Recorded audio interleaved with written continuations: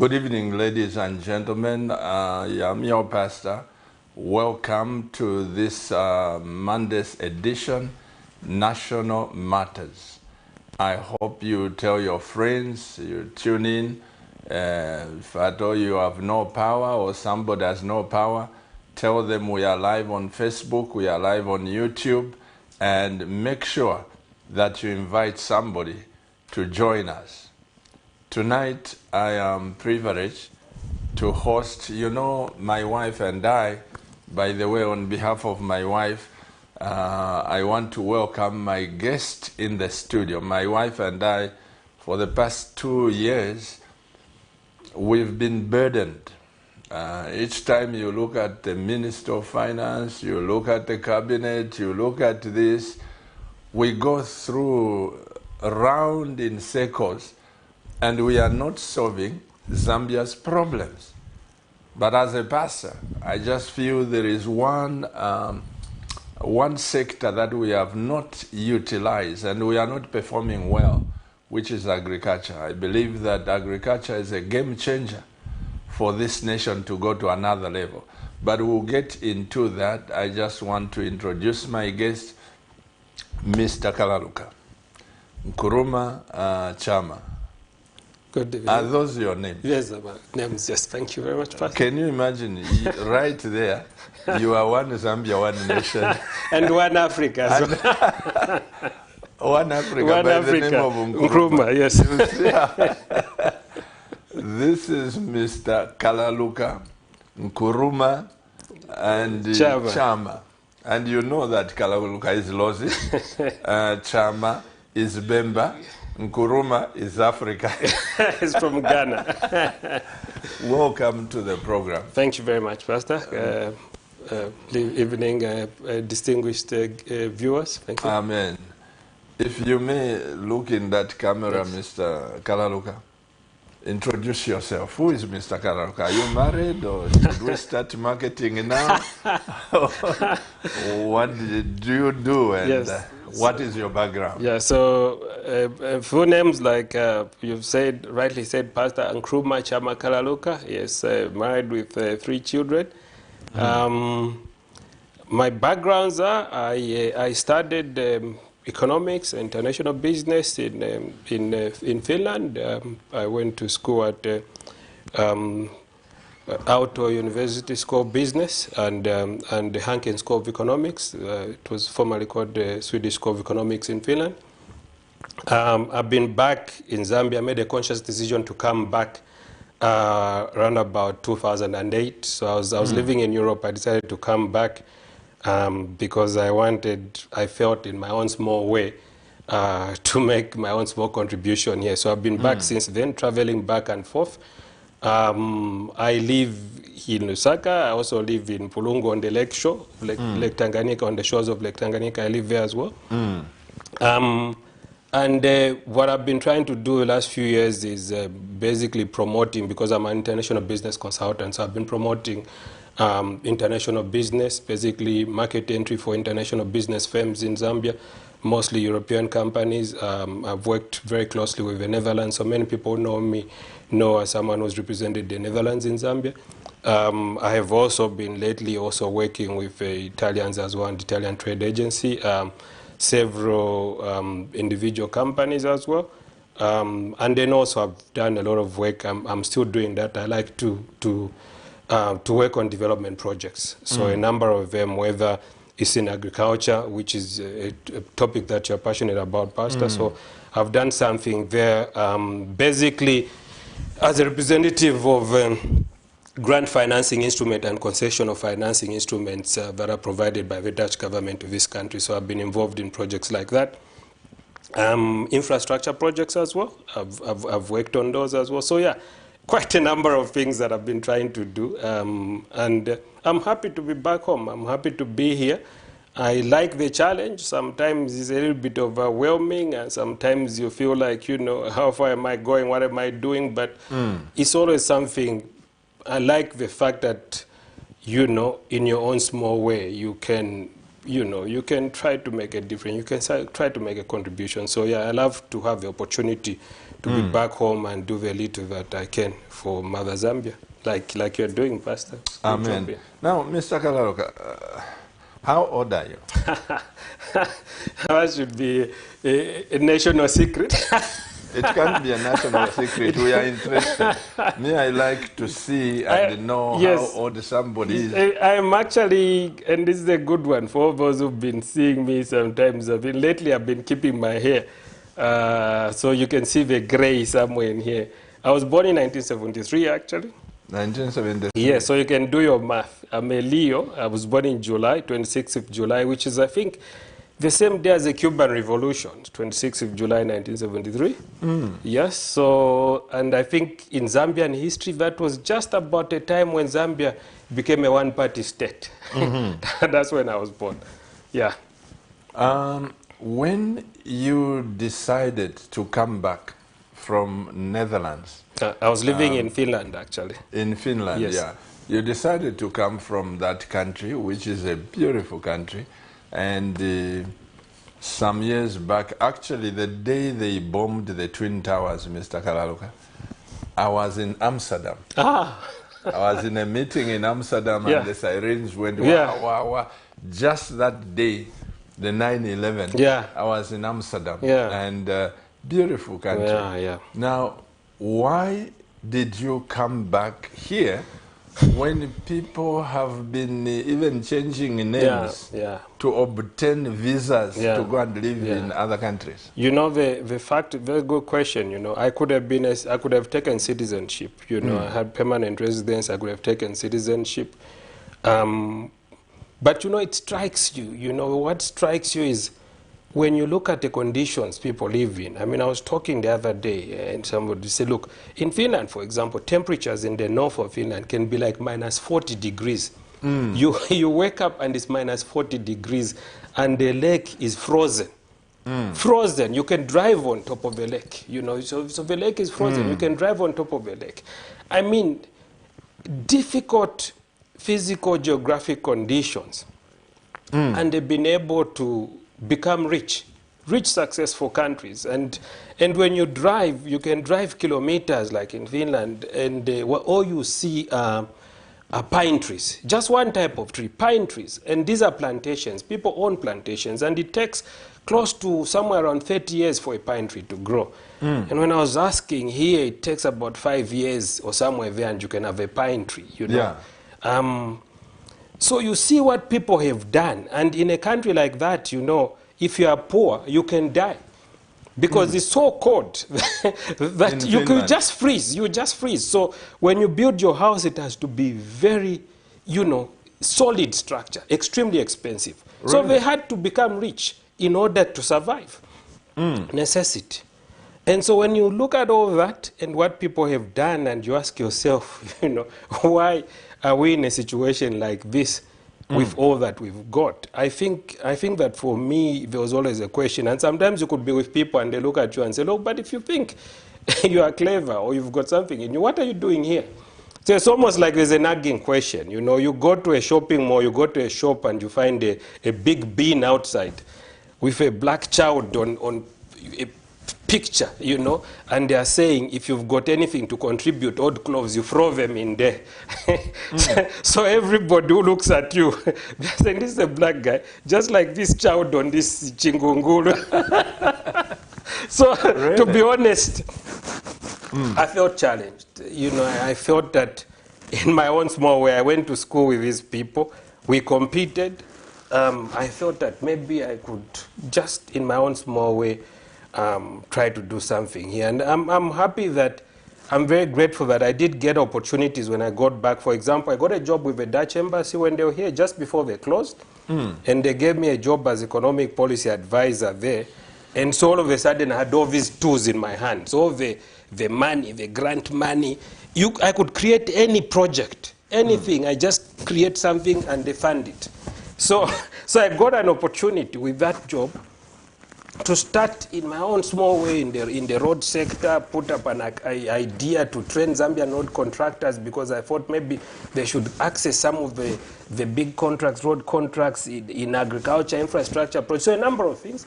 And when they closed, because I was unfortunate that when I just joined, then in the Netherlands there was a change of government, they decided to close the government.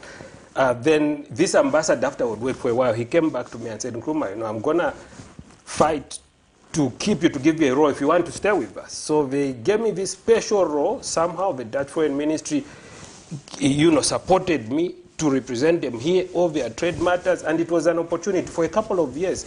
So that, I think, was fulfilling. And through that, you then created your networks with other people and etc. So you still continue to make a contribution. I don't think I would have had that kind of a role if I had stayed in Europe.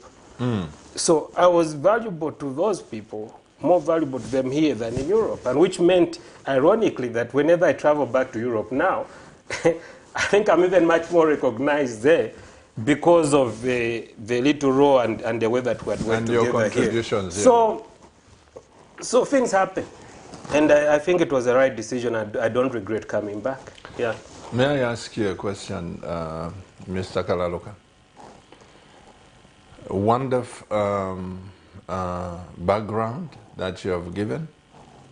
Have you ever thought just you taking up an opportunity to go to Secretary of Cabinet and say, sir, here is my CV.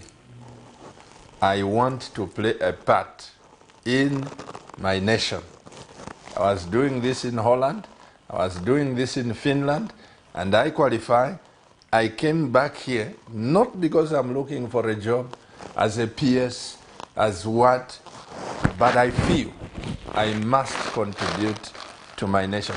Have you done that? No, I'll be honest, sir, I have not approached, I have not applied for any job in government. I have not approached anybody. But you see, especially, let's say, Secretary of the Cabinet, but you see, I've dealt with a number of permanent secretaries, for example. So in some of the projects that I was talking about that we did in infrastructure, in agro, in grant, so I've met a couple of them. I've met a couple of them and got to know them.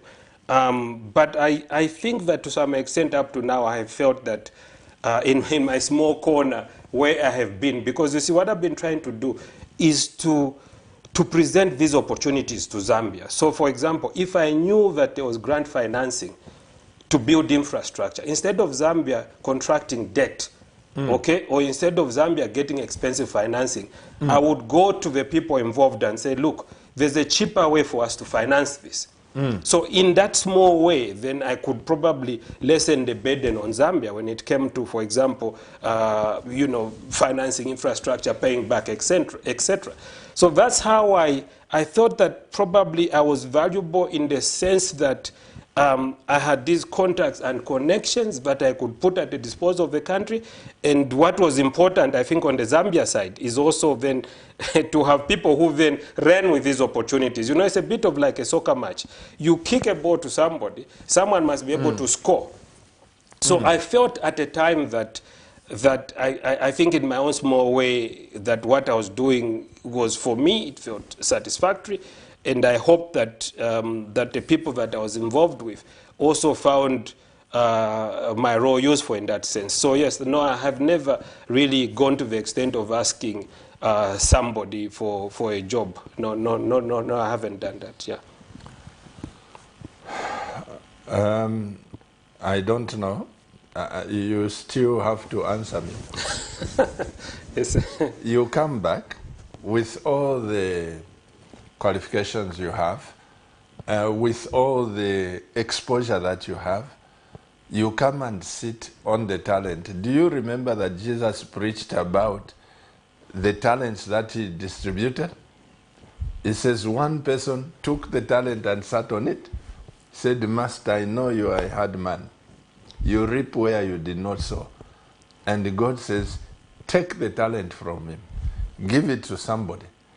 Now, here is a Mr. Kalaluka Chaman Nkrumah, Yes.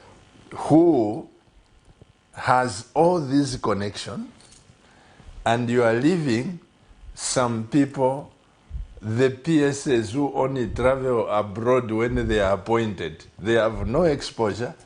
They have, and I'm not saying everyone, I'm saying some, who just travel when there is an appointment, they go there, where to begin from and where to end, they have no idea. And you are sitting there. Are you doing Zambia a service or a disservice? I think you're putting me on the spot.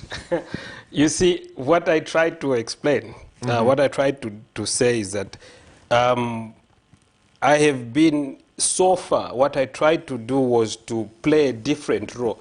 So maybe you could look at it as complementing the other people. So whether it is people in government, whether it is people in the private sector. I'll give you an example.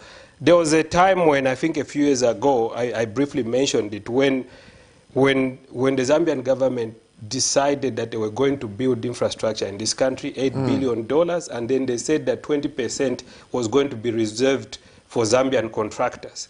And I approached the Ministry of Transport, in my, using my hat as a Dutch representative here.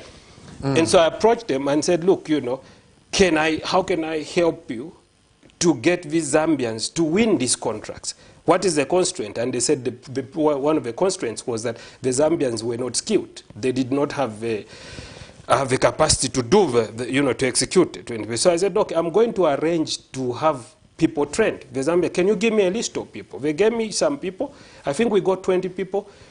So we arranged to fly them to the Netherlands, and for a week got them into an institution called SOMA to train them.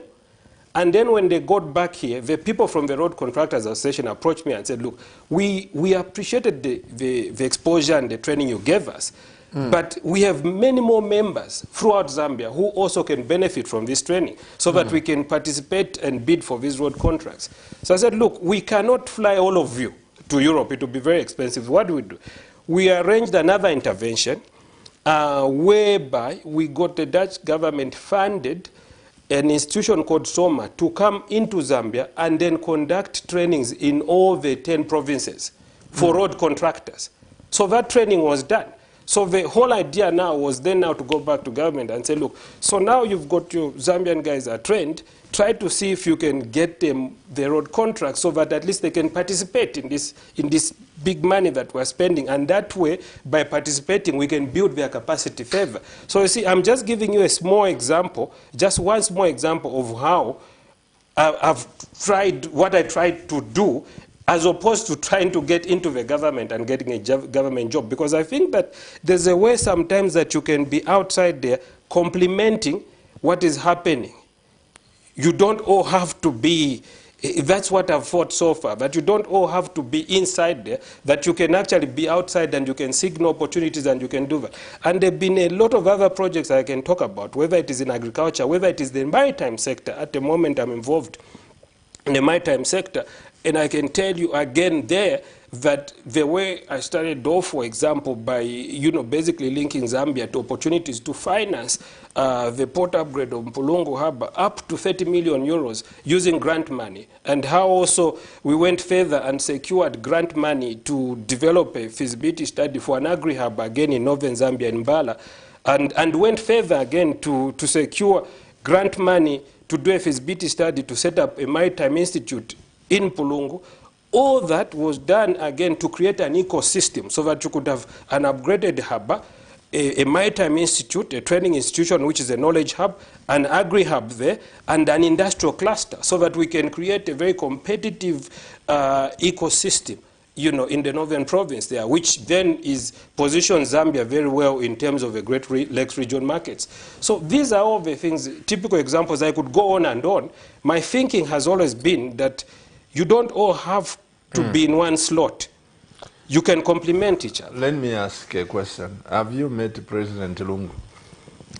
Not for a discussion such as, I remember, I think the time when I just greeted him was when we had a Dutch trade mission. So we brought 20 Dutch companies here, poultry companies. It was the biggest European trade mission to Zambia. So I took them to the Agritech in Chisamba. It was a poultry. So we set up a Dutch pavilion there, and he came over to greet us and had a look at what we're doing. So beyond that, I've not had any, discussion with him. I am still on you. Don't get tired. Yes, no. Please, shoot. Are you satisfied that your efforts are being appreciated by the government? Or you feel frustrated somehow because your efforts, what you have done, should trickle to the common person like me here and the others? Are you satisfied with your relationship, working relationship with the government? Well, you see, it's probably these things might take time to mature. It takes a while. Now, don't be diplomatic. No. When you are on the cabinet, let me help you. When you are on the cabinet, you don't have to hide the true color of what you are seeing. I think what I can say, Pastor, is I think that as a country we can do better when it comes to taking advantage of opportunities. I don't think that we have done as much as we can to leverage the talents and the commitment of people out there. We can do better. You are being diplomatic. I know you are saying you can do better. Why I'm asking this, okay, let me come out, because yes. I know you are failing to come out. The problem in this nation, Mr. Kalaluka, I've seen that some of the people holding positions in government, they are scared of people like you. And this is why we are where we are. Because instead of you being a blessing to the president, people will hide your potential. And this is the pain that I go through every day, and when I speak, I speak my mind. Because, look at this. Pastor Chuluba can connect you to any Bible college in America, and just tell me, Pastor, I want to become a pastor. I'll connect you. I'll be a blessing. Yeah. But that's how far I can go. Now, to look for money, I don't know where to get it, because even if I go to any of the banks, including the smallest bank, they ask me to take my car, to take everything, to just prove, and yet I'm a Zambian. So when you say we could do better, Mr. Kalaluka, I know for sure that this country has a problem until we identify ourselves. And one of the problems, Mr. Kalaluka, have you ever suffered from a boil? Yes, I think. I've never suffered from it, but I've had the experience with people. You have suffered from that. I think vaguely I've got a recollection, yeah. So, when you want to open that boil, is it comfortable? Have you ever seen anybody laughing and say, this is no, cool? No. They have to pin you down. And somebody has got to pin this nation down. We need to open the boils that Zambia has.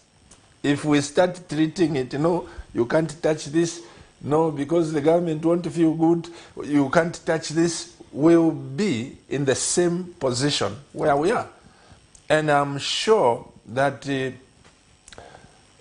my few interactions with President Lungu is open to ideas. And when it looks good for him, he'll be there to accept. My interaction with President Levi Nawasa, same. My interaction with President Kaunda, same. I've been with these people that when you meet a president, they really want to hear what you want to offer. The problem sometimes are people around him, not in the State House per se. I must exonerate myself here. But the people around, sometimes, you, instead of making an appointment, you say, Mr. President, let me get you the money. This is a national affair, Mr. Kalaluka. This is a national matter. It has nothing to do with PF, MMD, UPND, NAREP, or whatever. Me, I don't like mingling or bringing these politics into my discussion. Yeah. I want to look at Zambia as Zambia. So, when you say we could do better, let's start. You and I will approach the government. How best can we help the government? Yeah. Well, what I was saying, first of all, when I say that we can do better, what I mean is, first of all, you start with what you've got. And one of the most important things that we have is basically ourselves. It's our human capital. You know, I saw today a big poster somewhere. I won't say it was by who. And it was saying, you know, only Zambians can develop Zambia. And to a very large extent, I agree with that. You know, you can get, and I've been exposed enough in all these institutions, right? And even they themselves will tell you, we can only do so much. And a lot of the hard work, the hard pulling, it has got to be done by ourselves. And so if we're going to have to do it, then we have to utilize human resource much, much better than I think that we're utilizing it at the moment. You know, I would say especially for people who are abroad, sometimes to come back is difficult because there are a lot of people who just want you to fail and to go back. And I remember when I was here, I'd been back like for a year, and somebody sees me and says, you are still around. You haven't gone back. You can imagine sometimes the expectation is that it will be hard enough for you to go back. But why should we do that? Because there are countries like Israel, which has been very, very successful by basically using the diaspora. There are Jews in America, all over the world, and they just crisscross back and forth. And they have made that country extremely successful in the high-tech sector everywhere, extremely successful. So like I said, the critical point one, we can do better by leveraging our resources better, especially our human capital. That we can do. And then it also means that for those of us who stay behind, not everybody can go, not everybody should go. We should not be scared of those who go out. In fact, whatever it is that they acquire or they get will only make us better or stronger. And it reminds me of one person who once told me, one prominent Zambian who said, look, Nkrumah, sometimes people, they keep fighting for this small cake, and they don't understand that this cake can get bigger. And when it gets bigger, everybody else will benefit from this cake. Because if you've got 1% of 1 billion, it's much more than getting 1% of 1 million, which is much more than getting 1% of 100,000. So what we need to do is to concentrate on making this cake, this Zambia cake, bigger, so that each one of us can get a bite of it. You don't have to be an MP for you to buy a brand new car. It's shameful. You should be able to buy a brand new car, even when you're just a businessman, when you're a civil servant, when you're working elsewhere. Why do you have to become an MP to buy a brand new Land Cruiser? I think it's shameful. And not only that, Kalaluka, most of the people who aspire into politics, they are comfortable, they've got this, see the money they use to buy even the selection or the adoption. And when he loses, he starts cursing the government, cursing the party, cursing what, because I'm sorry to say this, Cabinet TV viewers, you'll have to forgive your pastor, you know me. I don't like going around the hill. I like climbing on top so that I see even how high I can go. The problem, Mr. Kalaluka, I have this conviction. There are a lot of people who think to be an MP, to be a councillor, is to benefit. And this is why Africa it is where it is. Because if you are going there with a heart of service, you can't just go with a Pajero in mind. That's being cheap. So I still have a problem. For people like you, Mr. Kalaluka, you've been hiding in the corners of Zambia. Now that's when Cabinet TV is seeing that Twalikwate Fivan Twinshimbi, 48 years old, you are doing... So you did your math. No, because you told me you are 73. 48 years old, you have achieved what the 85-year-old civil servant has not achieved and still wanting to be appointed into leadership. What sense does that make? Well, let's just say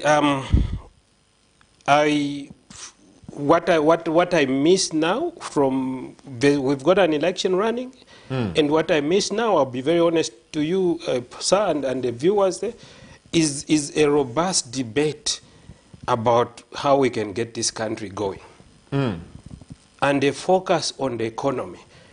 Because remember, I keep remembering, you remember Bill Clinton, and he had this very interesting tagline when he was campaigning, and he said, it's the economy, stupid. I don't know if you remember that. He was campaigning, and he said, it's the economy, stupid.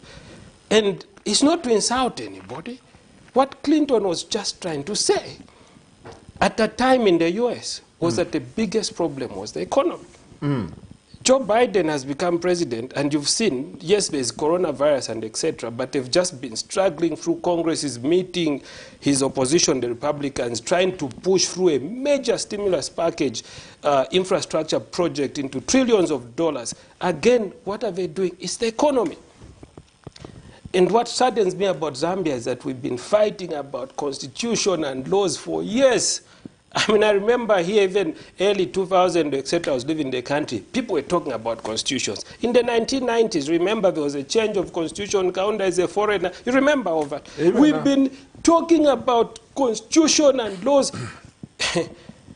Do people eat those? You know, even if people then say no governance and stuff like that, and I've worked in there before because I was a civic activist at one time, one conviction I've come to believe now, is that if we don't sort out the economy, if we don't sort out the well-being of people, we are wasting our time. Because all these things that you are talking about, Pastor, about people buying their way. We saw some things in the newspapers where people were queuing up and being given money, you know, these adoptions. It's shameful. That only happens when people are desperate and they're hungry. And so, we need to focus on the economy. We need to create jobs. Now, good jobs. Are you saying from 1964 to now, we have failed to handle the economy? The economy, you see, it's good that you are talking about from 1964 because, in fact, we were richer. If you look at what people are getting on what they call in economics, we call it on purchasing power parity basis, what you could do with your $1 in that time in the late 60s, you know, the Zambian currency, what you had there, was far more than what you could do with it now. As you might know, Pastor, Zambia was richer than South Korea. I know. We were richer than Singapore. Okay? And now we are far, far poorer. Okay? So there was a lot of investment by the first government, the Kaunda government, a lot of investment in the social sphere, in education, which is, some of us still benefited from that because I went through a public school system in Zambia. I went abroad and was able to compete effectively abroad on the basis of that public school education I got here in Zambia. So there was an investment, okay? But what was not done was somehow to make that sustainable, because what happened, if you recall, by the time we got to the 1980s, we couldn't sustain our schools. We could not, at one point, they even started now introducing, remember boarding 300 kwacha, whatever, before there was nothing, because we could not pay for them. We had not created a sustainable system. We had invested, but we had not created a sustainable system. Fast forward in the early 1990s now, there was a belief that what you had to do now was privatize. Just the state gets out of business completely, then everything will work out. And I think that was very, very naive. Very naive. People thought it would work, economics work that way, but then there were a lot of things that we did wrong. For example, we're trying to privatize, at the same time we liberalize the economy. Now, when you liberalize and you allow imports, and then at the same time you are trying to sell a company here, which used to be a government company, for example, which was making tires like Dunlop in those days. In the meantime, you say you can import even second-hand tires. Who is going to buy that company now which is making tires when they can import used tires to start selling them? You see, so there were a lot of things that we did wrong. Some other countries, what they did is they used the privatization exercise to empower and to enrich their own people. In fact, a lot of, even the countries like Finland I'm mentioning, a lot of those Scandinavian countries, at one point, a lot of their companies were state-owned. They were socialist countries. They were state-owned companies. What they did is they simply transferred those assets to their nationals. You see what I mean? But what happened in Zambia? Most of the prime assets went to foreigners. And then the Zambians who got, the ones who were privileged to get those assets, were not even the best people to run those assets. Are you get? So we came out of that process. Unfortunately, all you had to do was go to the copper belt and look at what happened to the basically deindustrialized. If you went to the industrial area, there was no industry left. And so even when now the mining, the commodity market started to boom during Mwanawasa's time, they started to boom. We did not have a mining industry supply chain. All those mill bores, all the things that were made before on the copper belt, they were not there anymore. And what happened now was that we had the boom from mining, and we had to import all of the input, all of the mill bores, everything had to come from outside the country, which meant that that boom did not trickle down. And you saw it did not trickle down. You sell or privatize things like Zamefa, when we were making copper wires, and today Zamefa could have been one of the largest companies in the world. So really, that whole strategy around privatization, there was a lot of naivety. And there were even people who fought at the time that all you had to do was change a government from one party to multi-party and the country would be rich. It doesn't work like that. Because you've seen in China, the Communist Party has been in power since when? One party. Since when? Since the 1940s. And they managed since the 1970s to remove hundreds of millions of people from poverty. They've massive. Singapore. In Singapore, the People's Action Party has been in power since independence. In the 60s. Yes, Singapore. Look at how rich they are. In Taiwan, the Kuomintang Party. You know, they were in power since the 1940s until about the 90s, somewhere there, when they briefly went out. So what I find tragic about the Zambians is that sometimes we just take notions, we don't interrogate them, we don't think through, we don't try to understand the assumptions behind those things. We just take something and think this is a solution.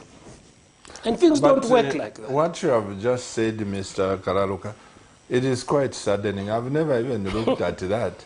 Because for sure the Communist Party of China, they've been in power and they've developed that country. But here in Africa, especially Zambia, we think, vote this one out, change the party, change this. When it comes to privatization, like you rightly said, somebody was in England and he said, you know, Pastor Chuva, you people are very smart. In England, we started privatizing in 1965. We are at 20%. Zambia started in 1991. You're at 80%. You know what we did, and at one point we were proud even to say we finished everything. What we did in Zambia, was what they call a fire sale, selling at a time at the worst possible time. The conditions were not best. I mean, I know that there was budgetary pressure and people felt, no, when you sell these things, then the pressure on the budget will decrease. But strategically, in terms of a long-term perspective, people were naive. That's what I'm saying. And I just want to reiterate as I speak to my country also through your respectable media. Let us always analyze the assumptions.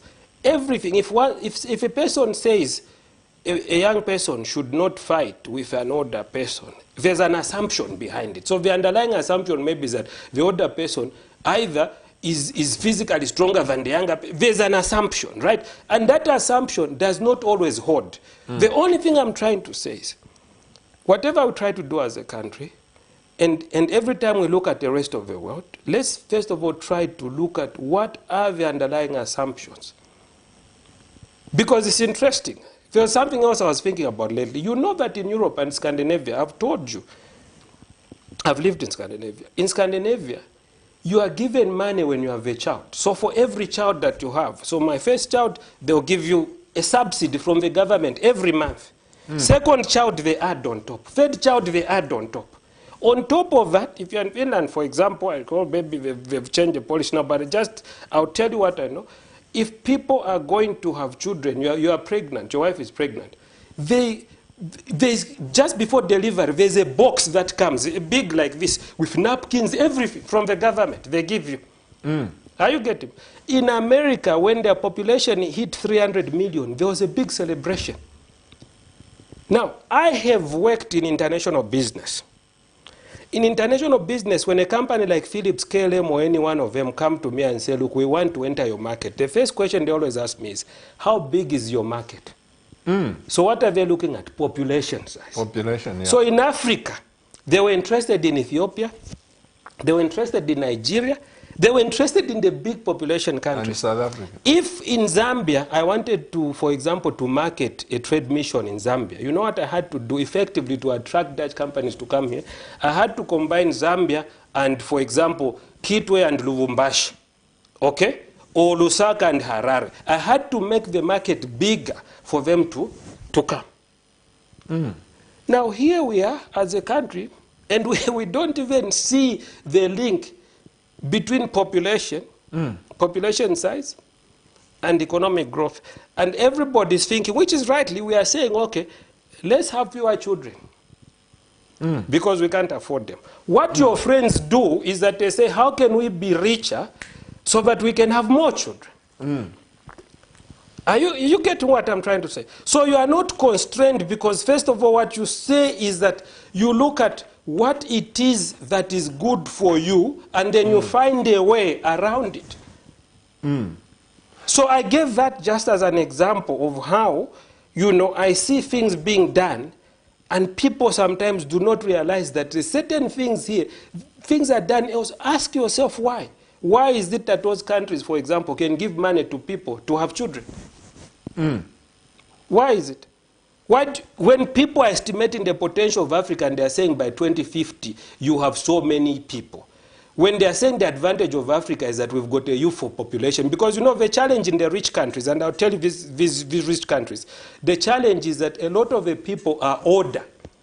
So if you look at the population structure, here our population structures, we've got a lot of young people. There they've got a lot of older people. Now when you've got a lot of older people, your growth even starts to slow at a certain point. Your pensions, for example, you have a challenge to finance your pensions because those pensions are funded by people who are in employment. So if you've got fewer young people, it means you've got fewer people in employment who are able to pay money that will then go to give to those people who are in pensions. You see what I mean? Which is why these people, these countries, they need immigrants. Countries like America, they fight between the Democrats and the Republicans. At one point, it was boiling down to immigration. Because when Trump was saying he was closing the borders, you've heard the Democrats want to have immigrants in. So for different reasons. One, you get these immigrants in, you can lower the wage. If you lower the wage, it makes you more competitive. Two, they can help you to pay your pensions. You see what I'm trying to say? And then they then go further, these developed countries. What they do then is that they focus on those who are skilled. So they poach the same people that you are not doing an effort here to keep. They poach them. Like you. They poach them. And here we are, all of the things that can help us to go further, we throw them away. You know, I am so grateful, Mr. Karaluka, that you came here, because what you are bringing here are things that Zambia needs to hear. You know, here, now that there are elections, all the politicians are targeting the youths. They are just looking at votes, you know, not necessarily to develop them. Now, Mr. Karaluka, tell me something. Where you came from, Finland, you are saying that it's so cold.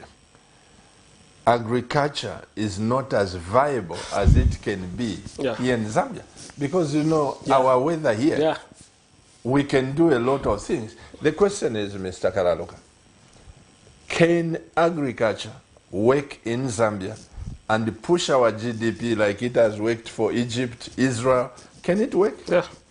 Look, it can work very well. You see, first, I was reminded when I'm in Helsinki, or when you said you've been in Amsterdam, you see, you go into a shop, you're going to find a very small avocado, tiny like this. You know, that avocado is food for rich people there. It's not cheap. You know, the Netherlands has been, for a long time, the second biggest agricultural exporter in the world. Second biggest. It's a tiny country. Second biggest agricultural exporter after the US. Okay? Finland, like you've said, those are countries where almost most of the fruits that I was eating there were coming from sweet potatoes, for example. These same red sweet potatoes from Israel. Israel was exporting to Europe. And I was able to eat my sweet potatoes there. Now with Israel, you know some of their conditions there. They had to desalinate water. Water from the sea is salty. And they have to take it through a process, desalinate it to remove the salt and then use it for irrigation. And then they're able to produce crops, fresh produce, etc., and export them and send them to Europe. Now, you imagine the cost, first of all. The cost of taking... In Lake Tanganyika, we've got fresh water. It's one of the deepest, biggest freshwater lakes in the world. That water in Pulonge, Lake Tanganyika, I've got a water pump. I just pump it from there. And I can just clean it, pump it, I can drink it. It's fresh water. In Israel, they have to take it from the sea, remove the salt, and then cool it, and then use it to irrigate, and then they get the crops and sell them in Europe. So, you're very right. We have everything it takes here. Look, countries like Ukraine. Ukraine is a big player in global soft commodity markets. Ukraine is big when it comes to wheat, soybeans, these big crops globally. Ukraine is big. Russia is big. I was reading just, I think, yesterday on the Wall Street Journal, and they were saying that Russia now is considering banning exports of food because they wanted, because there's now a spike in food prices globally. Because of COVID, supply chains have been disrupted now. Prices have spiked. So Russia is saying they might have to ban exports. So if they ban exports, let's say, for example, of wheat, what will happen, because they are big players with Ukraine, for example, then you might see a rise in global wheat prices. Okay? Now, we have it. Because for you here, yes, you can use a greenhouse, for example, to control the amount of water that a crop is exposed to control the amount of sunlight. But there's a long period of time in this country where conditions to grow crops are very good. Whether it is the soil itself, whether it is the water itself, very good. But you see, there's another variable that is very important for us to understand. One, trade policy affects our agriculture sector. So trade policies is the decisions that government makes, whether, for example, when you grow your wheat, are you allowed to sell it to a customer in Japan? If today you grow it and you want permission, somebody says you can't sell it, then next time you will not grow it, isn't it? Absolutely. So one, trade policy is something that is critical when you want to get into that game. But another thing that is critical is skills, productivity. And productivity is something that we have, is something I'm very keen about. You see, being educated and having the knowledge that you need, the know-how to do something, raises your productivity. And in the end, you know, productivity affects, it is what's important in terms of people's standards of living. I'll give you a simple example. If a small-scale farmer here on 1 hectare of land produces 1.5 tons of maize, which is about 30 bags by 50 kg, right? And another farmer in Mukushi on 1 hectare produces 10 tons, which is 200 bags of maize on 1 hectare. The same hectare. One person is producing 30 bags, another one is producing 200 bags. What's the difference? Well, the difference, now that's why it comes to the skills. The skills. The skills, you know, even spacing, you know, how do you space your plants? How do you space them? When do you start watering them? When do you plant them? So all of that knowledge is extremely important, and that in the end is what is reflected in your yield or in your output. So what is important for us to take advantage of that opportunity that you're talking about in agriculture, for example, is one, raising the productivity of our farmers. And raising their productivity means that we have got to educate them, that, for example, we have got to, and that education doesn't have to be just being in a classroom. You know, there used to be these farmers training centers. You know, in these village farmers, it can be on-site training, but going out to people, teaching them. leveraging things like technology, for example. In other countries, do you know that people now are using drones? Drones, you know, this unmanned aerial vehicle, aeroplane, it just flies and it's spraying. Somebody can sit here and you are just manipulating that thing and it flies and it is spraying the chemicals. You see what I mean? So you leverage technology. You know, whether it is your other inputs that you are going to. So there are a number of things that we have to work on to raise the productivity of our farmers, to be able then to compete globally. Because what has been happening in the past, I think even for our countries, that when you hear sometimes that there's a bumper harvest, sometimes you have to understand that some of those big increases in crop production are just because the inputs also have increased. So for example, you were plowing on 100 hectares. And now tomorrow you start plowing on 200 hectares. Even if you are only growing two bags per hectare, because it's times 2 now you have 400, isn't it? But it does not mean that you become productive. Because if you are productive, you can still remain on 1 hectare, and instead of having 2 bags now, you produce 5 bags per hectare. And that is even better. It's much more environmentally friendly. So what you have to focus on is raising the level of productivity. And I think also even you have to make a conscious decision. You know, some of these countries we're talking about, it doesn't mean that you've got millions of people in farming. Not everybody in the village who grows maize wants to be a maize farmer, Pastor. No. Those people, some of them are doing it just because they are forced. So what you do, what countries like China have done is that when they've industrialized, because you know, the key jobs in economic growth, most of them is manufacturing jobs, is industrial jobs. That's where a lot of the productivity gains are. Are you getting me? So what they do is they go and industrialize. So you start making, you know, where they're making their shoes, you know, they start at a lower end. So whether it was making, somebody was outsourcing and they started making shoes on behalf of a brand in Europe, they started making jackets and whatever. Now what happened? Those factories required labor. So they went to the villages and took those villagers and trained them, and they became workers in a factory. You see what I mean? Then a few who were now dedicated, serious farmers remained and consolidated, bought more farms, and they become much more advanced farmers. You see what I mean? So even in our instance, what will happen is that it's not everyone when you go to Senga Hill who is going to want to be a farmer. Many of them you go, some of them will say, when I made my money, I'll go to a driving school and I'll become a taxi driver. You see what I mean? So we need to again look at that. This opportunity, yes, is there, but you can grow those crops. You can expand production even on a smaller base of farmers. Then the opportunity now comes, and I'm still coming to that. The opportunity now comes when you now start manufacturing and processing the agro output. Because, for example, from maize, you know, one of the high value products from maize is starch. Starch.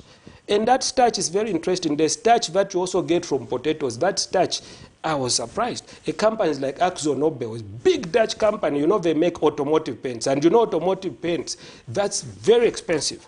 You know what the key ingredient is? Starch. Really? Yes. So it's big time. That starch that you see is a key ingredient, even in the food processing industry. You know, these meat companies, the packing companies, whatever, they use starch again to put it together. So, you know, it's not just making maize and eating shima. There's a lot.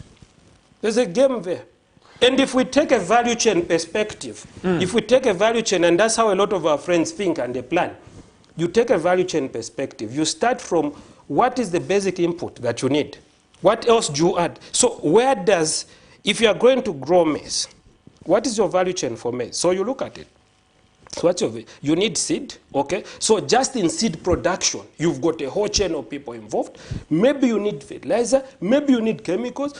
So you look at the whole chain from one end to the fork or to the table or whatever, and then now you design interventions at every stage. You decide what stage of this value chain are we as Zambia going to focus on.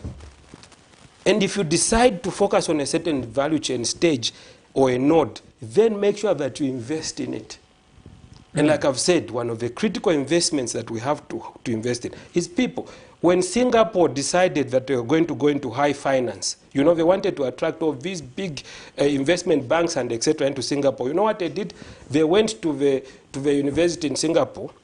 I think it was Lee Kuan Yew School of Government. So they went there and introduced a school of finance within there. So with that school of finance, people could then, the ones who wanted now to go into the finance industry, if, for example, you were a teacher, you could now go and start taking finance courses, get the skills that you need, because when a big bank like Merrill Lynch or Morgan Stanley or whatever, when they came into Singapore, the first thing they wanted was skilled labor. So they were strategic. You go and create the things that you need to take advantage of the opportunity. If we are, for example, going to say, look, the mining industry, and we want to build the mining industry, there are certain artisan skills that you need in that sector. So whether it is welding, whether it is this, whether, how do you invest in those skills to make sure that you are attractive for those companies? Wow. Let me say this, Mr. Kalaluka. You know, my wife and I are putting the conferences. We just had one conference. I wish you had visited. You come and see. And people have attended international conferences, not because I'm the host, but the knowledge we are getting from you people. And the 30th of September, don't fly out of the country. I would like you to come and visit our conference and share these things. We need knowledge. Let me tell you something. Like you said, I don't think I need to be a minister or permanent secretary to change this nation. No. In my own way. Through this media. You are doing a good job for it. Thank you. In my own way. Through this media, we are affecting people. We have over 7,500 people, Mr. Kalaluka, through Cabinet Network. Yes. And we have about 520,000 hectares of land. Wow. In this nation. Wow. Now imagine all these people. They want to get into that. Yeah. And what we are saying as Cabinet is, let's not farm mom's way. Yeah. Because mama, yeah. Yeah. Train. That kind of thing. Yeah. But this is not the age we should. We should think of, like I've been saying, as Zambians, please get land. Even 1 hectare. Yeah. Mr. Karaoke, I believe I've worked out things here and my mind gets hot in the night because I think through. 1 hectare, without a doubt, can give a Zambian not less than 1.5 million kwacha. Yeah. And if you go, Mr. Karaluka, 1.5 million kwacha, you are an economist. These things, you have them, but 1.5 million kwacha divided by 12 months, it gives me 125,000 kwacha. Which Zambian general manager, which graduate is getting 125,000 kwacha per month?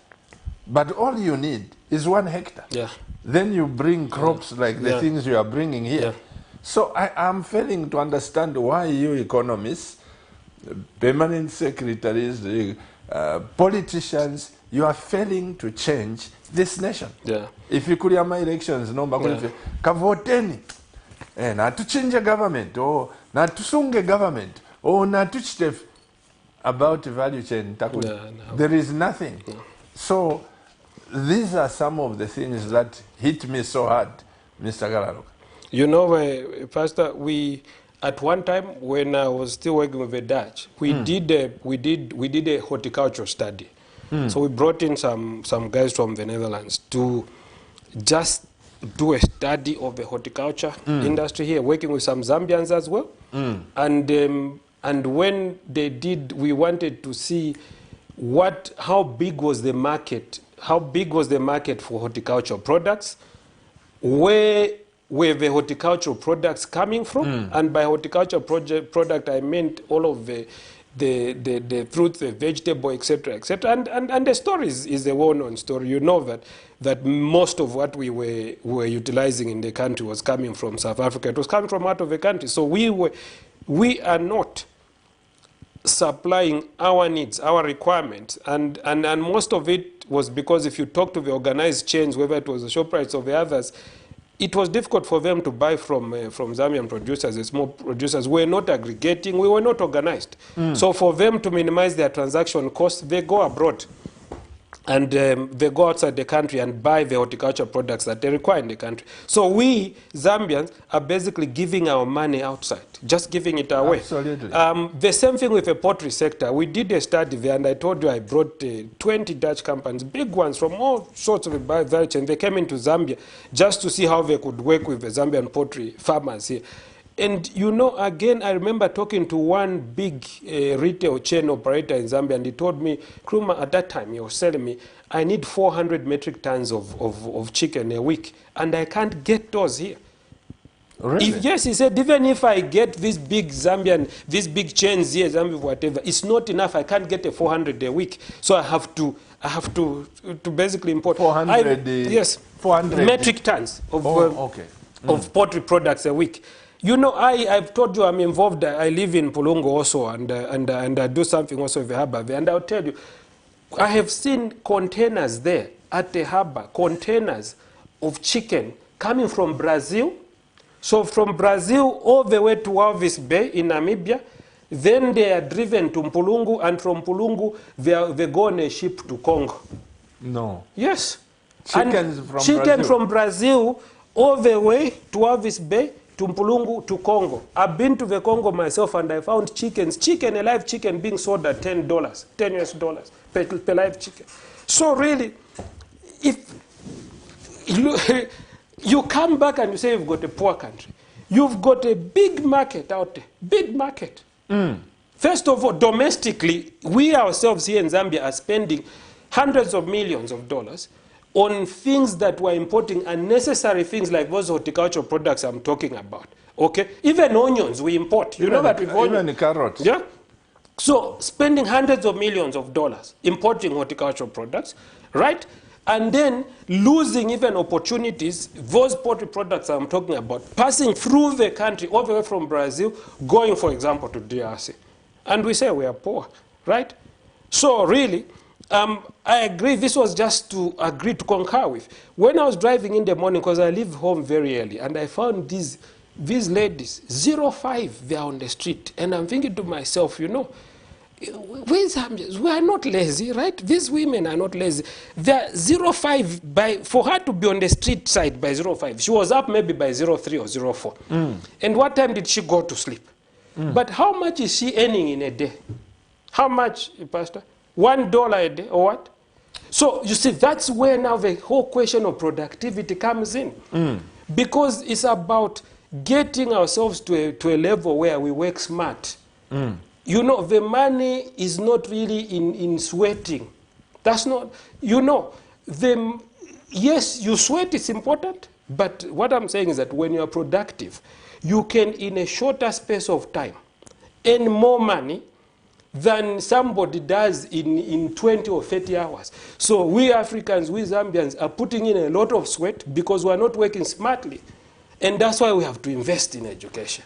Can I ask you this, Mr. Kalaluga?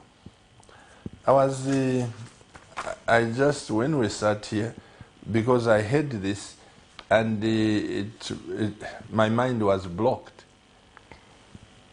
Africa's GDP is 2.6 trillion. Yeah. That is Africa's GDP. Yeah. The net worth of 4 companies in the world, Facebook, Google, Amazon, and Apple, is 6.2 trillion. Yes. I was going to say 4 companies. Yes. I was going to say, Pastor, that when you said 2.6 trillion, I was almost laughing because I know that Apple, I think the market capitalization was above $1 trillion.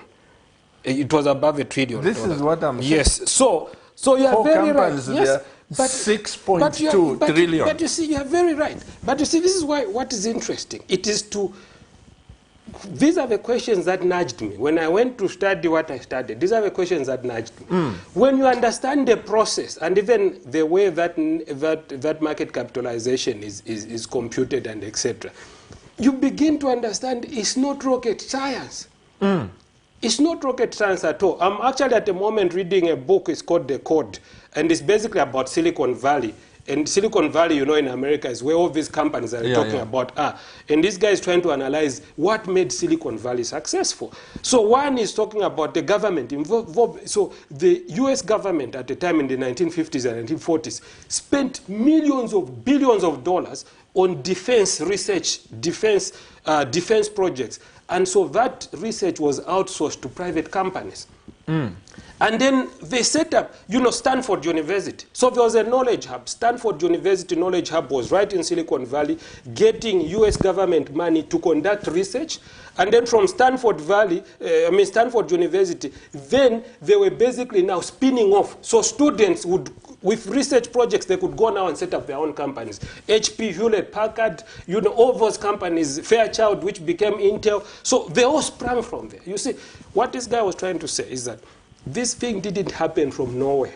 There was intention, there was government involvement, there was a strategy, there were knowledge institutions. So you created the whole ecosystem. I told you about what, for example, if we were visualizing from Polongo, that with the logistics hub, a port, you could then have a knowledge hub like a Maritime Institute, training people in maritime, port operations and maybe vocational skills. And then you could have an agri-hub. So you create a whole ecosystem.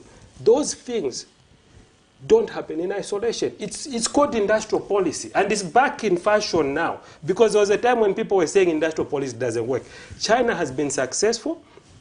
The Americans themselves recognize, that's why you heard them, for example, banning Huawei. You've seen how they were trying to, they are saying, no, those companies were created by the state. What they've recognized now is that the state can play a role in creating effective national champions. Are you getting me? And the Americans themselves are now trying to institute industrial policy again. In Europe, they're doing this. You know, companies like Boeing, Airbus, those have been heavily supported by their governments.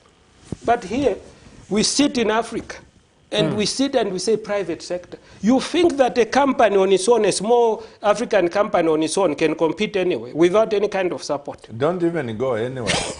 Look, here is the Camnet TV, Mr. Kalaba. By the grace of God, we are trying to educate. Yeah. We are trying what we could. When you get the reports and the feedback, but here I am, even the cameras and the computers. Yes, yes.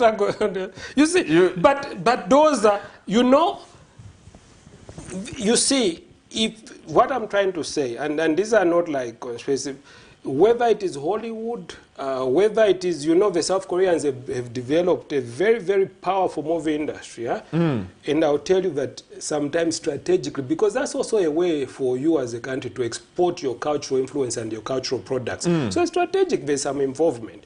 You see, coming back to what we're saying, you see, companies like Microsoft, you might have noticed not too long ago, they were trying to get, I think, almost $5 billion or so funding or a contract from the U.S. Defense Department for cloud, basically for cloud services, that they could provide cloud services. Amazon, they want to provide cloud services, the biggest client, Department of Defense. And that contract, they will not give it to a foreign company. They will just look at amongst the American companies and put their billions in there. And that's how then they create a ripple effect. It comes back to what I was saying, my countrymen and women.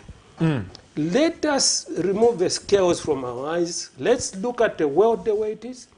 And let us, not what people tell us, because what people have been telling us a long time, for example, is that, you know, the state has no role in the economy, all sorts of funny things, and we bought into that hook, line, and sinker. If you look closely, that most governments around the world, developed countries, they do play a role. The question is, how do we do it smartly that we don't stifle private initiative? How do we make government involvement complementary to private initiative? Because the task of creating jobs, the task of raising productivity, the task of building this whole economy is too much for the private sector alone. is a joint effort, a joint strategic effort. And I wish that we're not spending a lot of time as a country fighting each other so much the way we do. You know, we don't have the luxury of fighting against each other the way we do. You know, when people are rich like these rich countries, they've already accumulated so much money, they can even play, they can waste 5 years, and they'll still not starve. But in our case, do we really have the luxury to be killing each other with axes all the time? Unnecessary things? I would rather have a robust debate and discussion with all the minds, all the people around, and say, how do we get this country to a level where it should get, so that we create employment opportunities, decent employment opportunities for people? How do we do that? And I wish that we did not spend the amount of time that we spend on just politicking. Oh, Jehovah. Now, let me ask you, Mr. Karaluka. Can you and I, it's just a hypothetical question, can you and I begin this journey and say, let's change Zambia? Do you think it's possible? Pastor, what a mind can conceive and what a heart can believe can be done. Anything. And you know Repeat what you have said.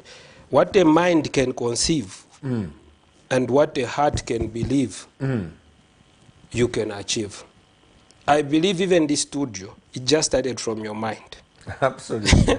And then you believed it, you had conviction. Yeah. And you've done it. And one of the most inspirational, I first heard of Kennedy's speech. You know President Jeff Kennedy? Yeah.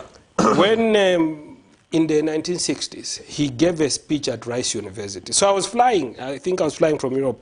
And then I was bored. So this audio thing, I turned it on a plane. And then I heard Kennedy speaking. And then he was saying that America must go to the moon. He had gone to Rice University. And that was before the Americans sent somebody to the moon. The Russians had just sent Sputnik, you know. So now, the Americans had not yet done it. So Kennedy goes to Rice University and says, we must go to the moon. And he says, we are going to do it not because it's easy, but because it's difficult. Because it gives an opportunity to separate now those who can do something and those who can't.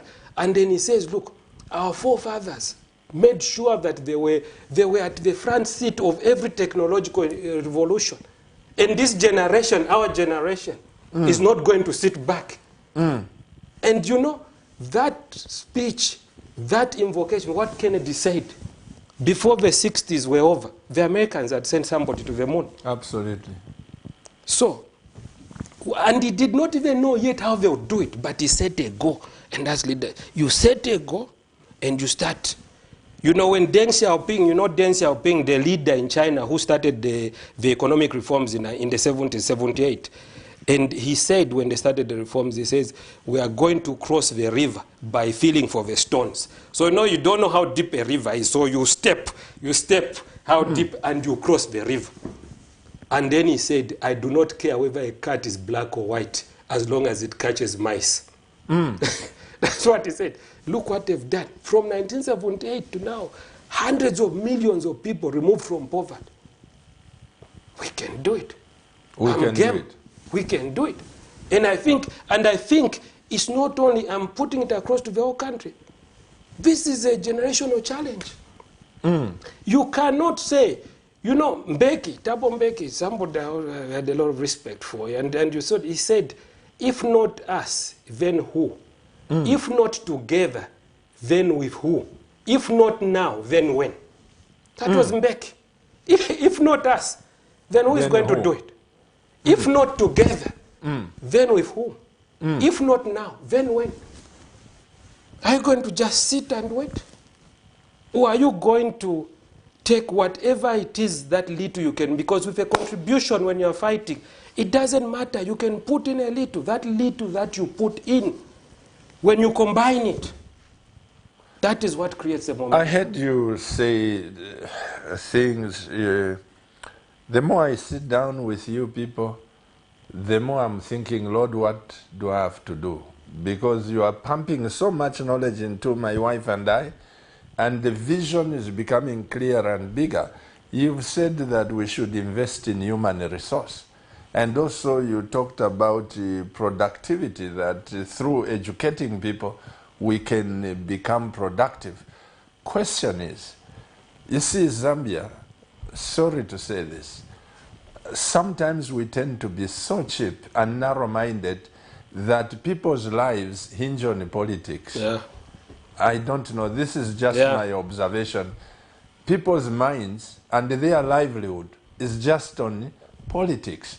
But I think, to me, this is one part which we should not even be focusing on.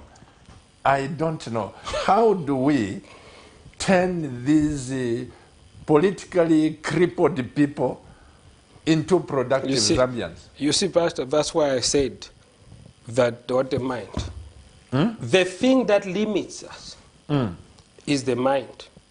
You see, when a person has never, if a person lives in a community and the only successful person he or she has ever seen is the MP or the councillor, who after the election is moving in a new car, and that's the only success they've ever seen, are they ever going to think of anything else? No. So we need to change what they see. They need to see more role models. They need to see different things. They need to have an appreciation of what success is. You see, when those people in Silicon Valley, now you've got Elon Musk and with these electric vehicles, cars, and everybody's busy. You know Tesla. That guy is originally from South Africa. A white Muzungu boy from South Africa, he left at 18 years, went to America and stayed there, and he set up this company, Tesla. Now he's created other companies, and he's extremely successful. You know, people are talking about electric vehicles now that they are making. Self-driving cars. Self-driving cars. If you're thinking now is to say, I'll be a driver in 10 years, 20 years, there'll be no need for drivers because cars will be driving themselves. Now, interestingly, those electric vehicles, the critical ingredient in those electric vehicles are batteries. And those batteries, what do they need? Copper, cobalt, lithium, minerals. So now the question you ask yourself, are we still going to be spectators in that new game? That's a new game. We did participate in this, but that's a new game. Are we going to be spectators? So what we need to do then is, how do we inspire now these younger people so that they can go to the moon, that their horizons can be higher, Pastor, that they don't think about just being a politician. One time I was in Mwinilunga, I stopped at a roadside. I said, cut my hair. This boy was cutting my hair. I asked him, I said, I'm grade 12. What do you plan to do? He said, I want to be a traffic officer. I said, why do you want to be a traffic officer? Not that I have any, but I was wondering I said, why? He said, Baladia we know, son. They eat well. Can you imagine that a young boy on the roadside cutting my hair and saying he wanted to be a traffic officer because he thought that they eat well from the roadblocks? If that is how our children, if that is the ambition that is in them, we failed as a society. So where our work has to be, the work has to be to raise their horizons, to raise their aspirations, because what they aspire for is what they are going to achieve. That's what we have to do. A lot of the work is an education, and they need to see other sorts of role models. Yes, they'll see the politicians, but even those politicians should be the ones that inspire them. Because I read Kissinger's books, I read all sorts of books, and those people were politicians years ago, and some of them have retired. But you know what sets them apart? They created ideas. So if it's foreign policy and diplomacy and international relations, I go and read Kissinger. If I'm trying to read something on economics and stuff like that, if I go and see what Paulson did as Treasury Secretary in the US, and these guys, they have these jobs and they go and write books. Because when you write a book, then your knowledge doesn't die with you. Even the other generations read. So what we need to do is to work on the minds of these kids. The mind. The mind that they can see bigger and they can aspire for better. That's what we need to do. We are not saying that public service is bad. Public service is good. What they've done in other countries like in the US, people go and become successful. I was reading today about Bennett, the guy who's trying to become Prime Minister of Israel now. He's a 49-year-old guy. He was a commando in Sairet Matka, which is an elite commando unit. He went and made money in software, millions of dollars. He became a member of parliament and minister of Netanyahu. He was his protege, and now he's almost unseating Netanyahu to become prime minister. Now, you look at that, it's inspiring, isn't it? The guy has a track record. There's a track record. Somebody did something before they get somewhere. But where are we getting our people? I'm not saying that you cannot just get somebody, get them. But you see, when somebody has built a track record, they can stand. They can stand. And that's what this country needs. This country needs people who are able to stand for it, to fight for it, to push for it. So we need to work with the young people. For me personally, I think that the hope is in the young people. I always believe, you know what you do, it's like a race. You pass the baton to them. The young people, Mr. Kuruma, the young people, I feel for them.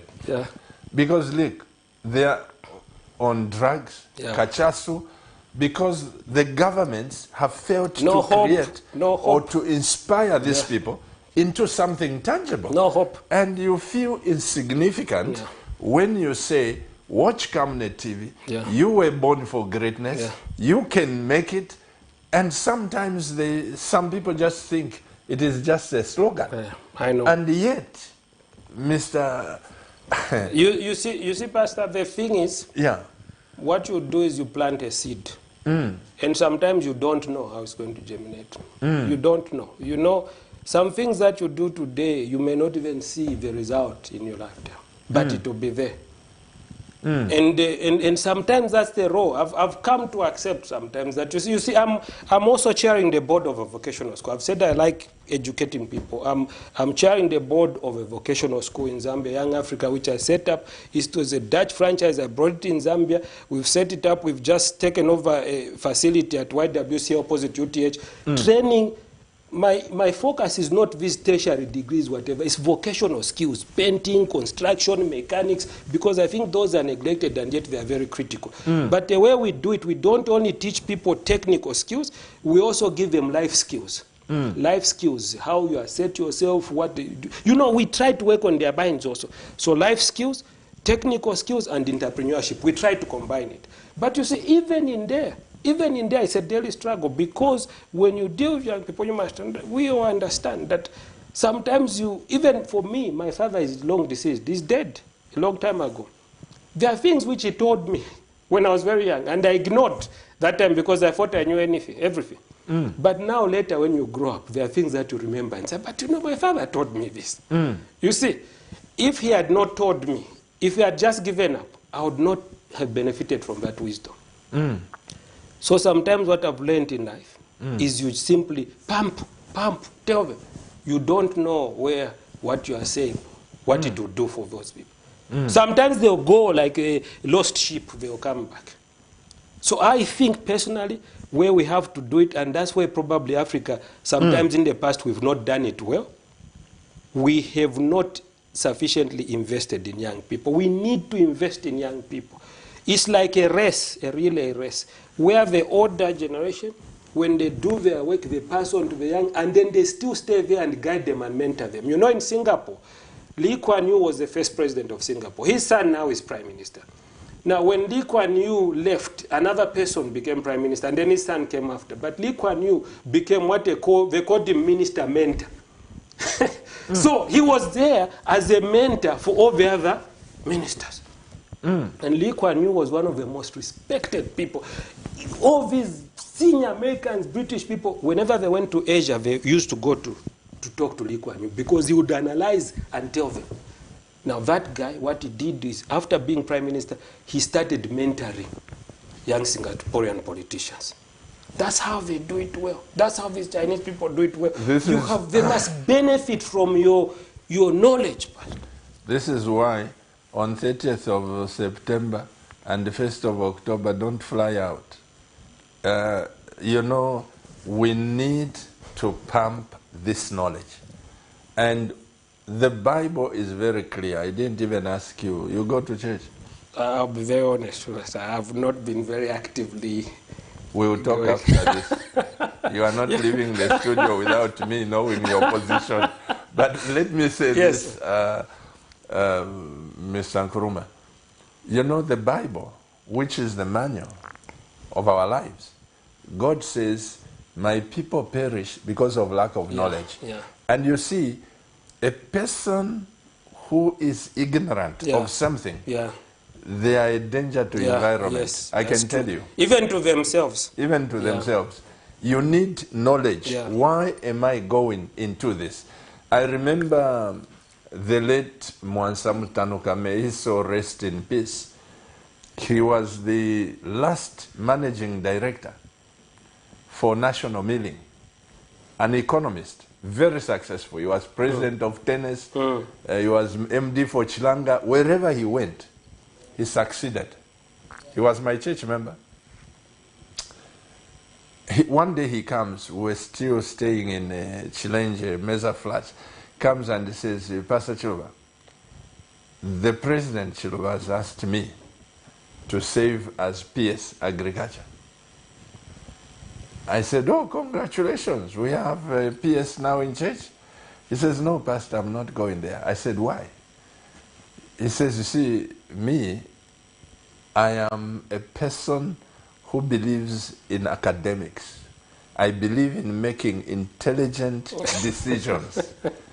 If I'm going to be a PS, I'll be fired because I may not agree with certain things. So because of that, and the way he explained it, may his soul rest in peace, that man was successful. You talked about privatization. He was MD, the last Zambian MD to National Milling. And he bidded for that. Qualified. National Milling is running.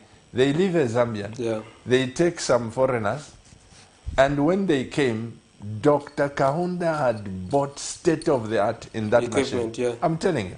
Dismantle the machines, take them to Namibia, open another milling company.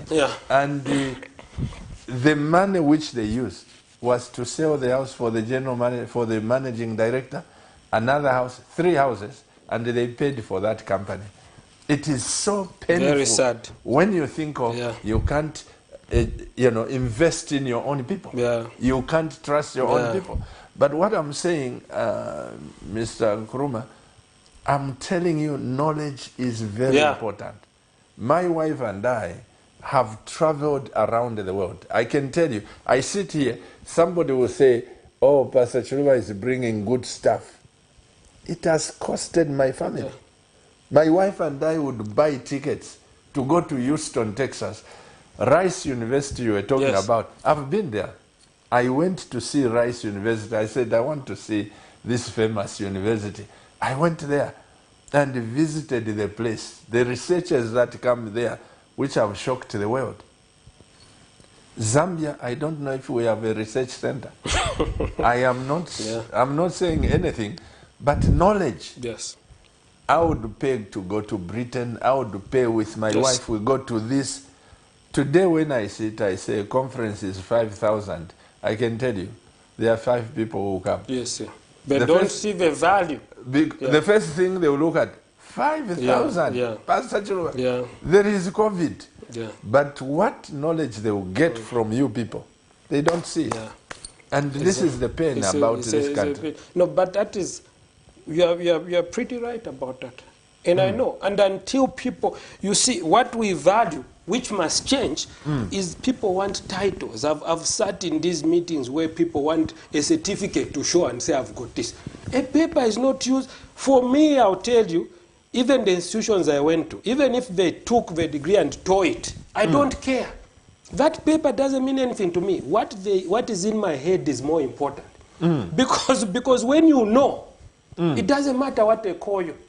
And you see, Pastor, also another thing I wanted to say in connection with what we've said, exposure is education. So when I talk about education, it's not just being in a classroom, it's being exposed. The way you are saying when you go to this place, you see things, your mind opens up, you get it. So exposure is education. You know, when Dr. Mahathir Mohamad became Prime Minister of Malaysia, because Muhammad is the one who made Malaysia rich. Before that, Malaysia was a poor country. Mahatma Muhammad is the one who made it rich. One of the decisions he took in the early 80s was every year, his government used to sponsor thousands of young people, flying them to Europe, to America.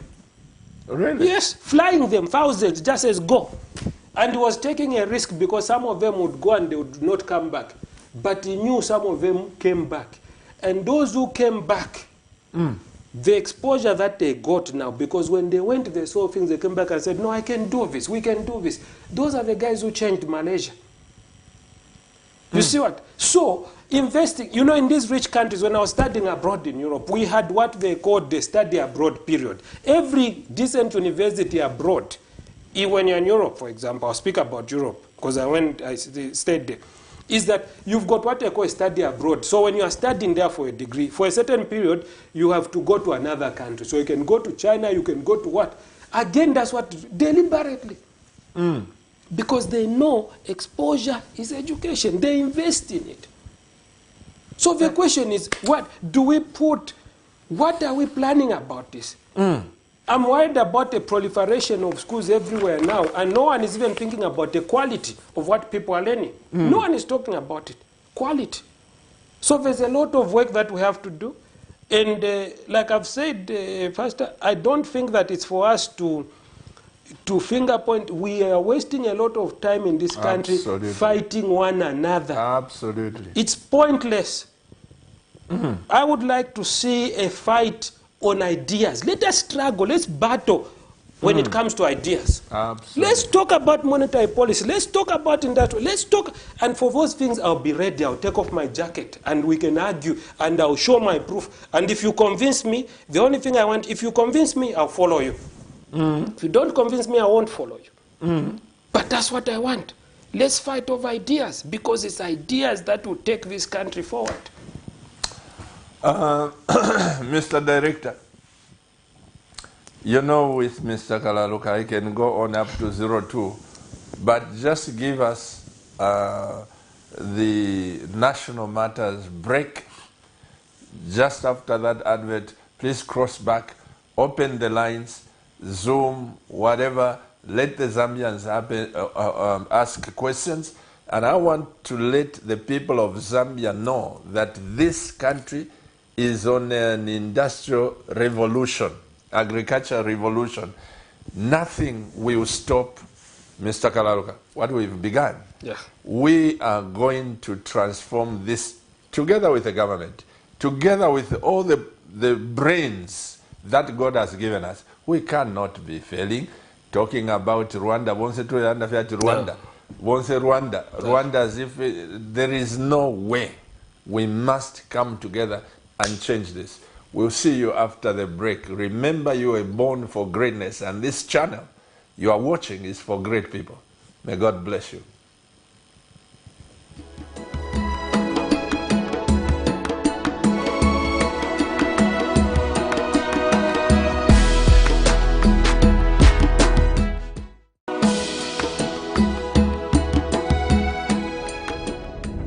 Camnet TV is here to entertain, educate and inform you. Catch Rise and Thrive at 0730 hours every Saturday. Fresh and new praise and worship comes Monday to Friday at 8 hours. Kids need to be glued to the TV every weekday at 09 hours for their favorite cartoons. Off the pitch with the boys as they talk about sport on Saturdays at 0930 hours. Remember, we are also here to entertain you with our different varieties of movies every weekday at 10 hours. Join Pastor Victoria and Moses Chuluba with Healing Word Ministries International Church live sermon every Sunday at 10 hours. Katamanda brings to you another journey of gospel ministers on Saturdays at 10:30 hours. The verdict comes to your screens at 17:45 hours. Join the Revival Harvest Church every Sunday at 18:30 hours. Every Monday to Saturday, join us on the news desk at 12 hours as we bring to you the midday news, and at 19:30 hours Central African time every day for the main bulletin. The ministry with Pastor Moses Chilua comes every Friday at 20:45 hours.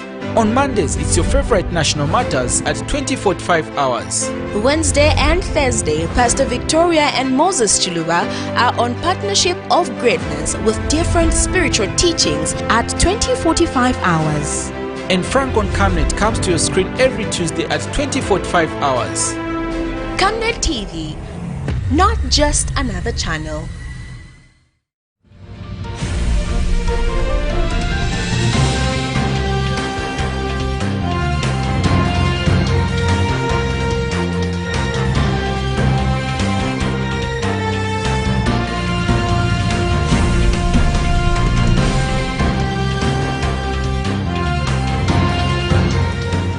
This is Camnet TV World News. For a prompt response, call +2609 53 995 099 or +2609 62 444 726 or +2609 711 77467. Camnet TV, not just another channel.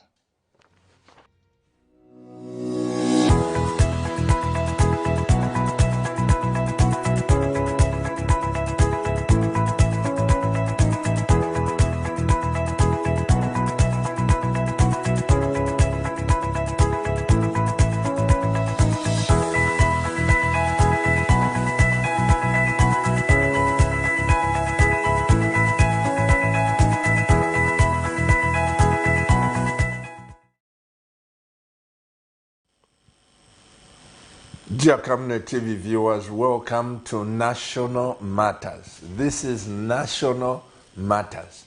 It's not political, it's not gender, it's not tribal, it's national matters. If you've got something to contribute, the lines are open. Call us, you text, you WhatsApp, all the numbers are there. Mr. Kararuka.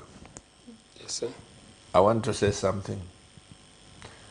Do you know, I'll say this without apologies, that sometimes I have looked at the civil service sometimes to be rotten in some places, you know, until certain people are out of place.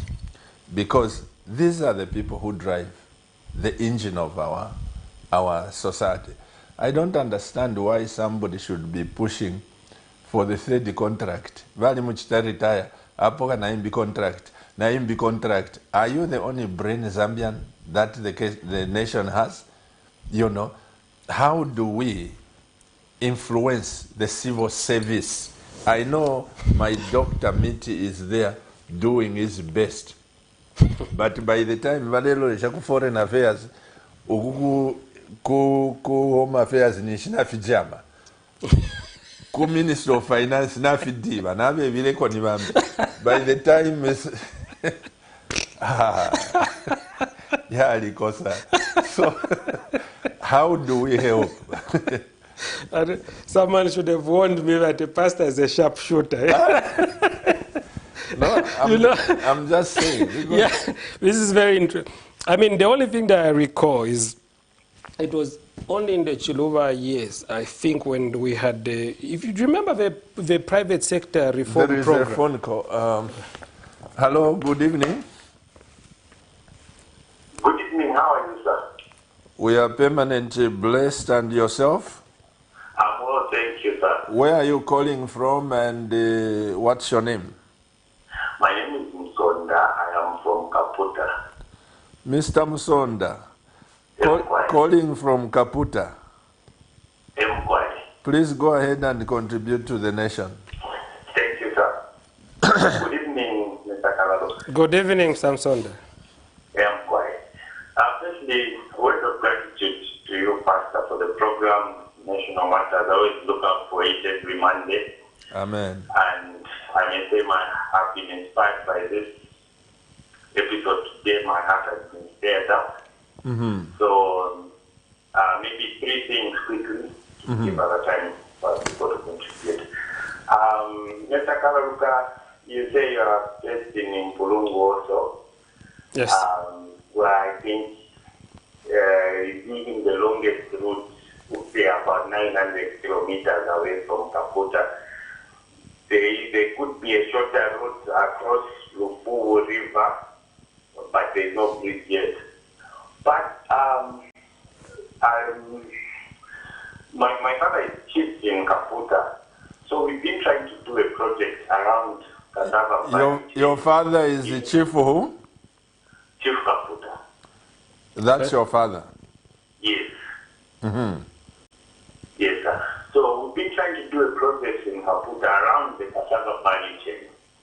And what we were looking at is to improve productivity.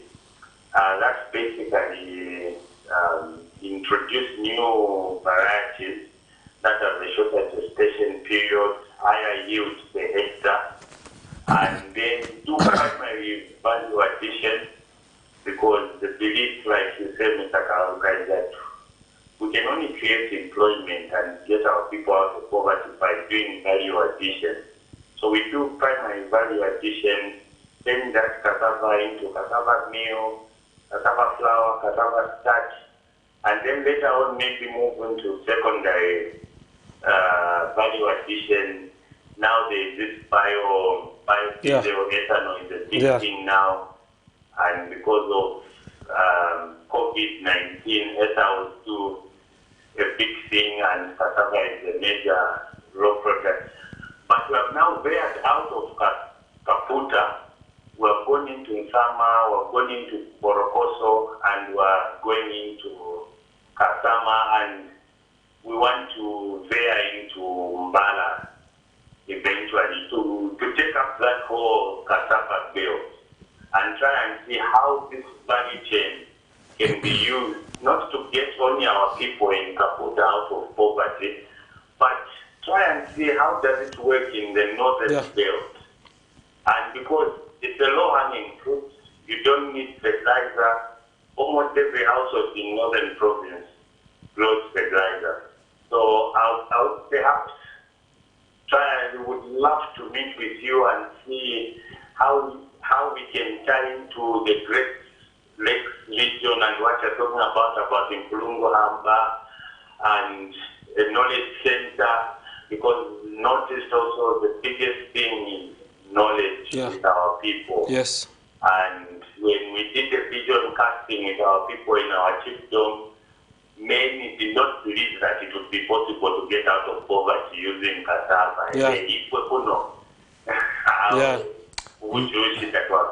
Mr. Musonda, can I ask you a question? Yes, sir. Do you have time to get 2 days off that on the 30th of September and 1st of October you can come to Lusaka? I'm regularly in Lusaka, sir. Okay, let's mark those 2 days.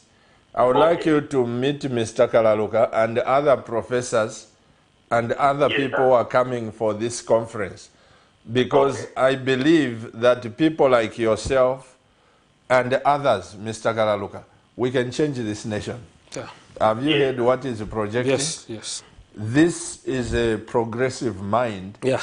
I think don't waste time.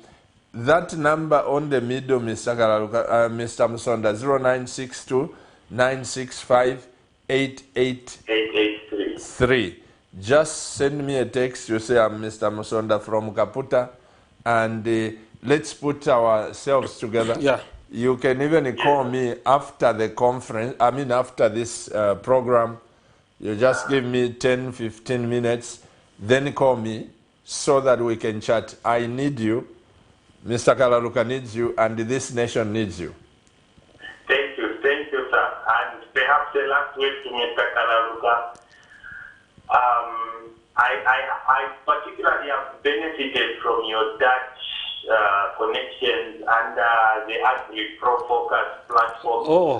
I think I've taken part in that on cultural training, poultry training. Yes, yes. Yes, with, I think, Claire. Yes, yes, very good. Yeah. So, I was part of the Agri-Pro Focus platform online until it changed to Netherlands Food Program. Yes. Now I think it's called, and still trying to follow through, and I think it's been a great knowledge sharing platform that helped us, because the one training I undertook under Agri-Pro Focus was gender in value chain. But it's from there that we developed this concept about the cassava value chain. So thank you so much. I didn't know you were the man behind that. Oh, very good, very good. Well, you have seen the man now. Miss Samson, I need you. Please give me a call. Let's see. I'll wait for your call. I'll wait for your text. And may God bless you. You see what I was saying, Mr. Karoka, that's why you said that sometimes you plant a seed, you don't know where it's landing. You've just been proved that there is somebody who is a beneficiary from your knowledge. Thanks. You know, and this is what I'm saying, Mr. Nkrumah, that if only people can spend time to invest in knowledge, Zambia will be a better country. But Definitely. Where you just say, for you to govern the nation, you must have grade 12 certificate without research, without anything. I don't know where we are heading. Very sad. But I think we need, my heart bleeds. Because I know you people, the government has got intelligent people. It has got, I was just learning that people in the Ministry of Agriculture is one of the most very educated people, yes, with a PhD. You see, just on that, you know, the Netherlands every year through a program called NAFIC gives scholarships, fully paid scholarships, to 20 people minimum. Really? And these would go out of Zambia, masters, PhDs, to the top universities in the Netherlands. And 99% of us, I mean, I was involved in all that process, you know, the applications come in and all that. 99% of us are civil servants. So I know, and one time I was laughing. I was in the embassy, and this young guy, who was a diplomat also with me, and we were planning something. Then he tells me, because we had gone to a meeting together with government people. So he comes back, he says, Nkrumah, why are those guys listening to everything I have to say? And yet I'm not even as educated as they are. Now here was this Dutch guy who was a diplomat, and he was saying that the people he was meeting in the Zambian government were more qualified than him. And yet they were listening to him more. Hello, good evening. Good evening. Hello, good evening. We lost them. This is it, Mr. Kalaruka. You know, Zambia's got qualified people. There are a lot of people who have been retired, some of them in national interest, some of them on tribal interest. And it's a lot of Changaya. Hello, good evening. Good evening. Hello, good evening, sir.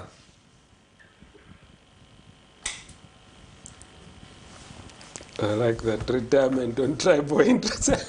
I'm telling you, you are retired on several grounds, you know. But you see, I was talking to somebody, you know, Mr. Elias Mpondela, who happened to be my board chairman on Bulungu Harbor, and he was saying, look, leadership is everything.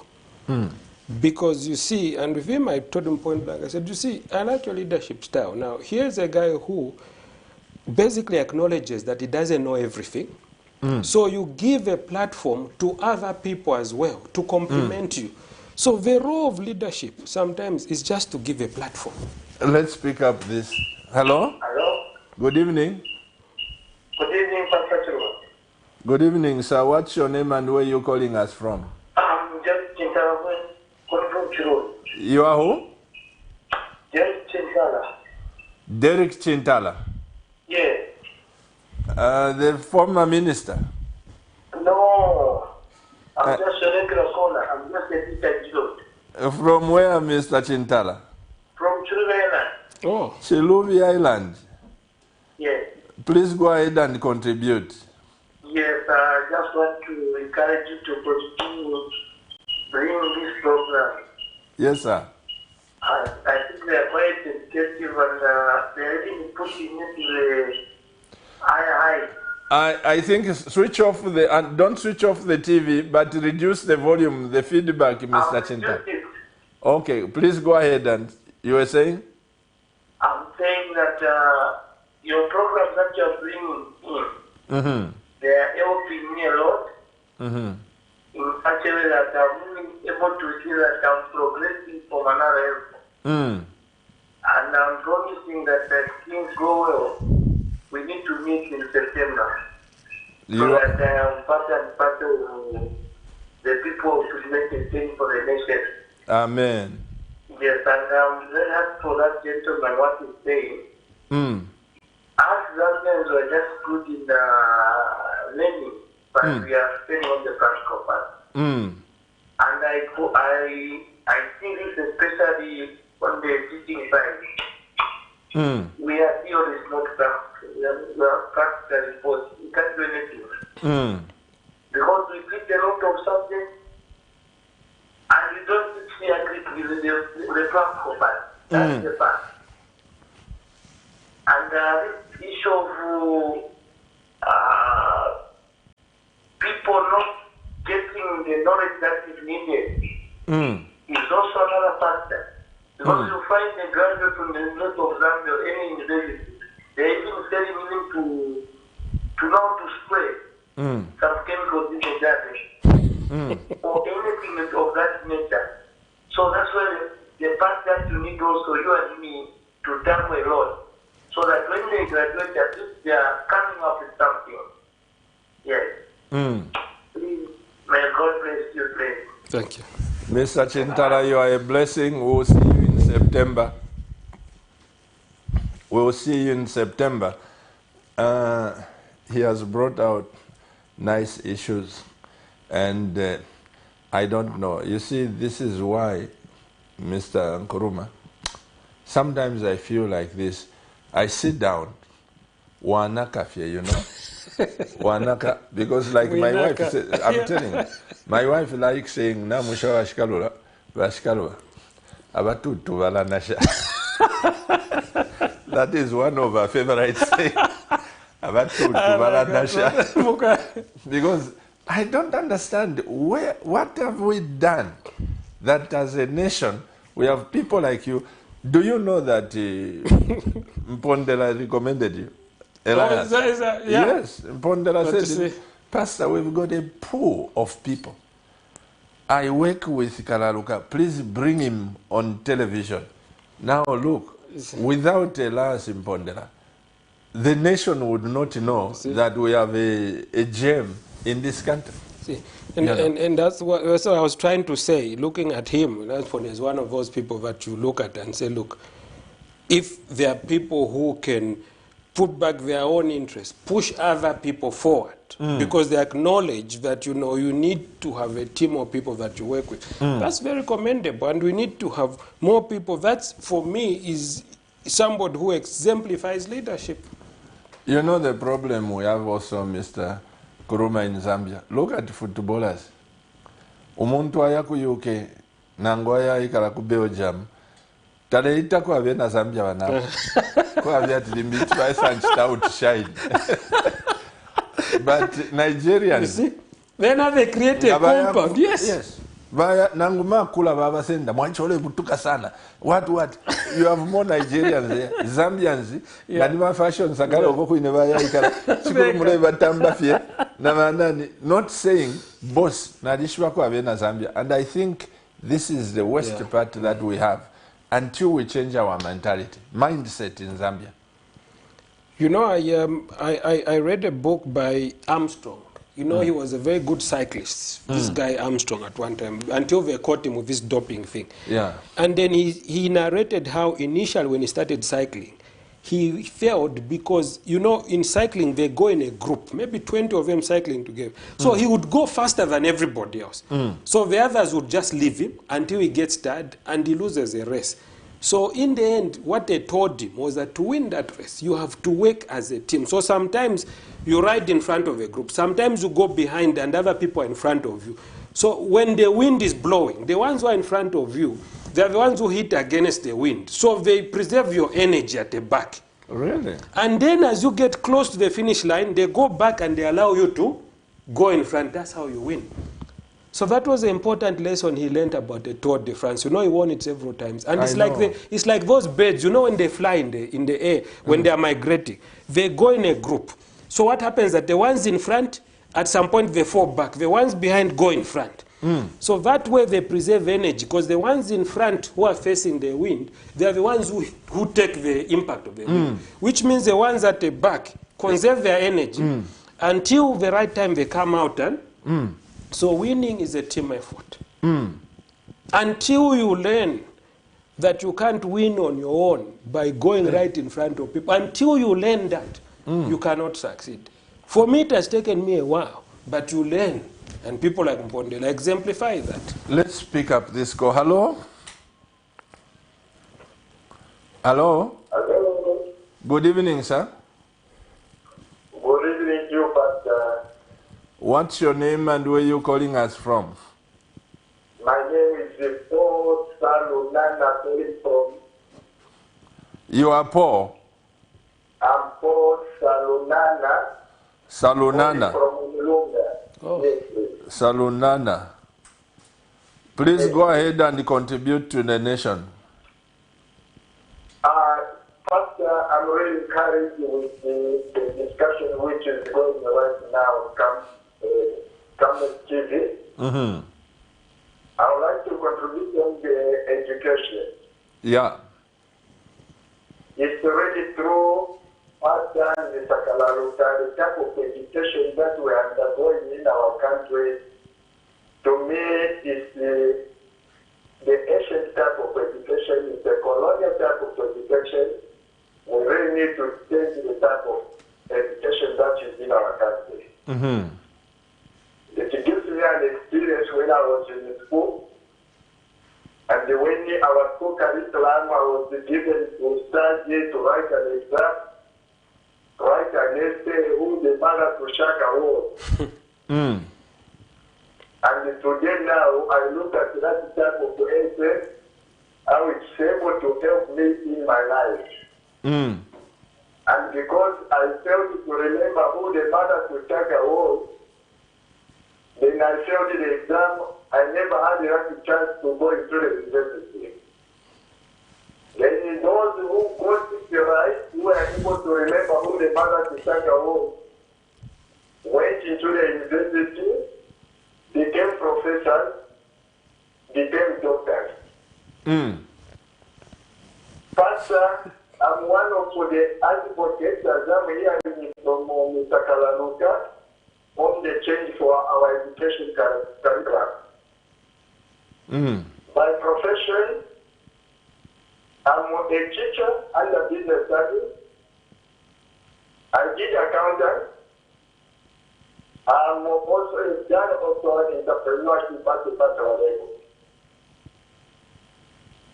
It's time that we change the education curriculum in our country. To me, we need to have the education which will enable our children, our citizens, to start appreciating the environment, primarily the education to enable the children appreciating the environment where they come from. For instance, me who comes from Onilunga, my education should be primarily which resources are endowed in the land which my ancestors were found, naturally given by God. We need that type of education. Those in Western province, we need the education for them to appreciate the environment that God gave their ancestors. Rather than the education that you and me went, and our forefathers, whereby we are saying, if I get educated, I should go and stay in Lusaka. I should go and stay down so that when I come back home, everybody is able to praise me. I think that education is not fair. I'll give another scenario where we are taught to learn the part of the tree. You name the leaf, the roles they play, instead of being taught the value of the tree.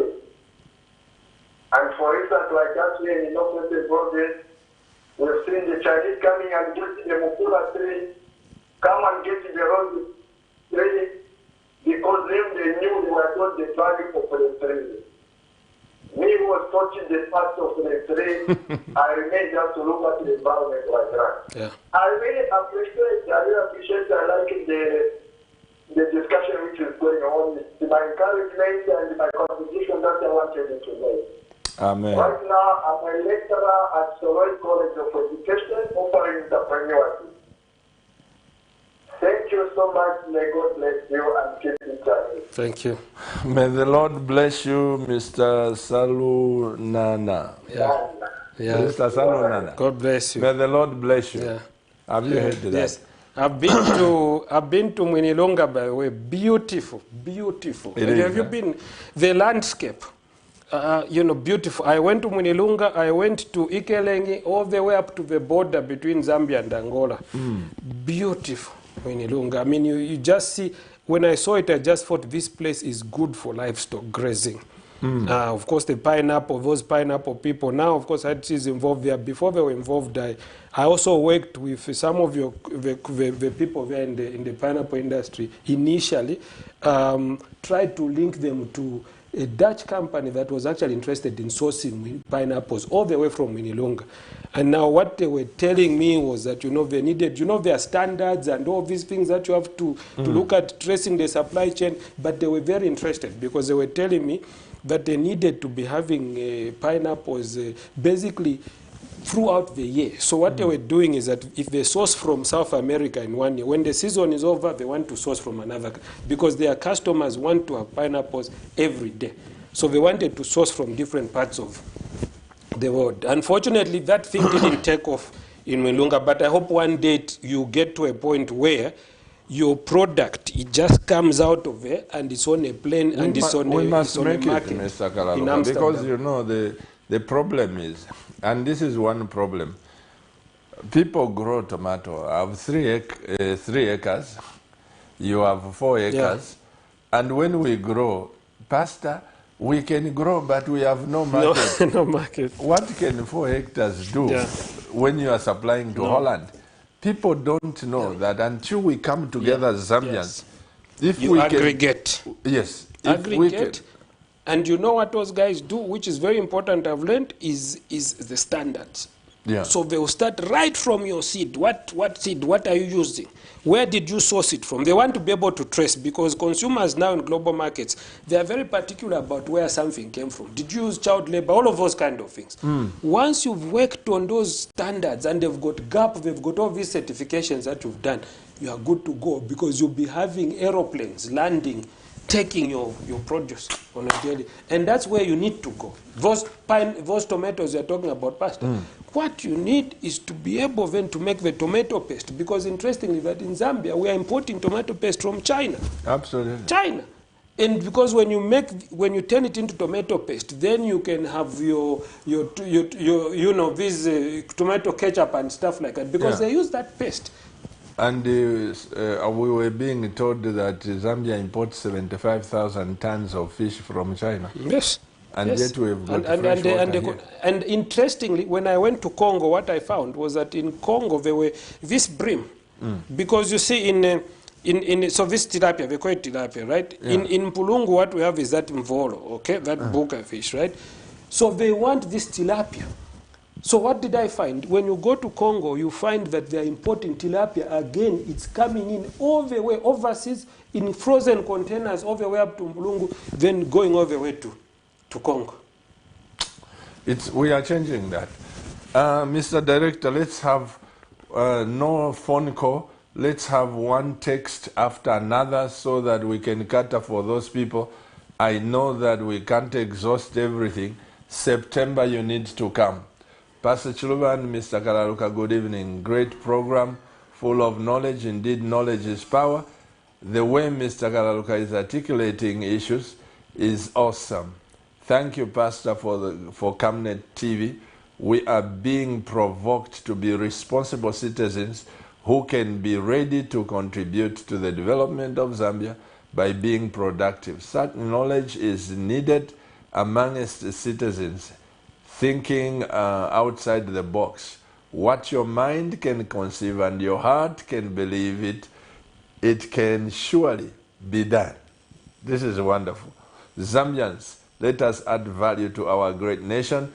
God bless Camnet TV and God bless Mother Zambia. This is Jim, is one of our regular viewers, Mr. Kapumukache.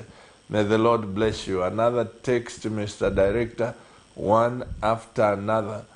Good evening, man of God and Brother Kalaluka.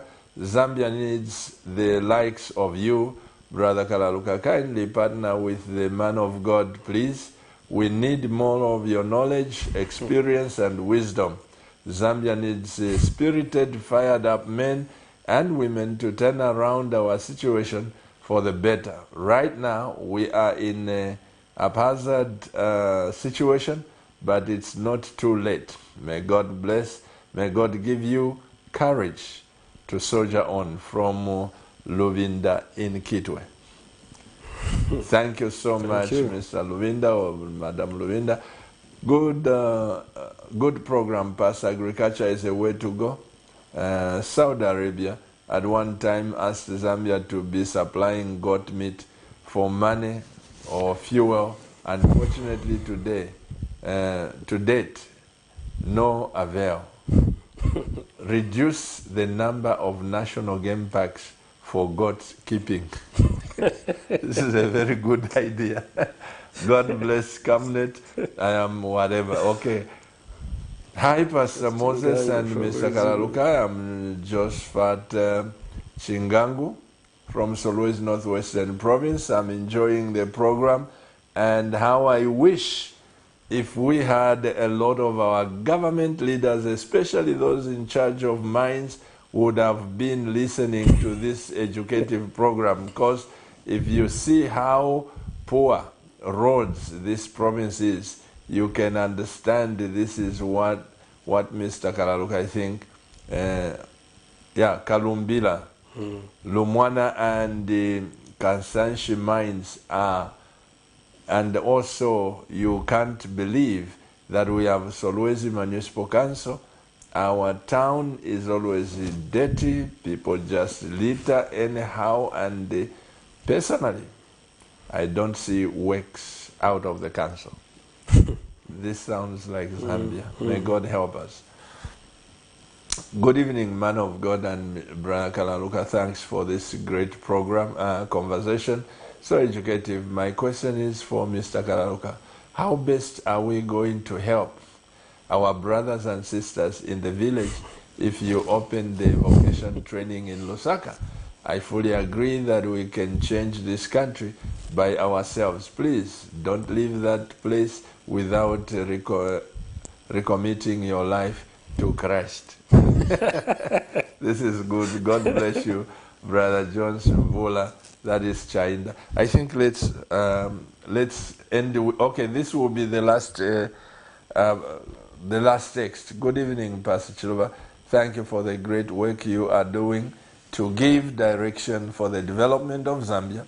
My question is, do you have empowerment programs for disabled in the areas of agriculture and any other venture? Jonah Sialumano in Monze. Okay, Jonah, let me answer this. Then you answer about the village.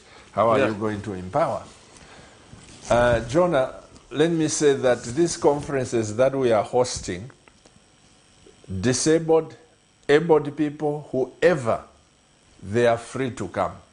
And you see, knowledge, somebody can be complete, but in their mind they are disabled. And I want you to know that, Jonah, you were born for greatness.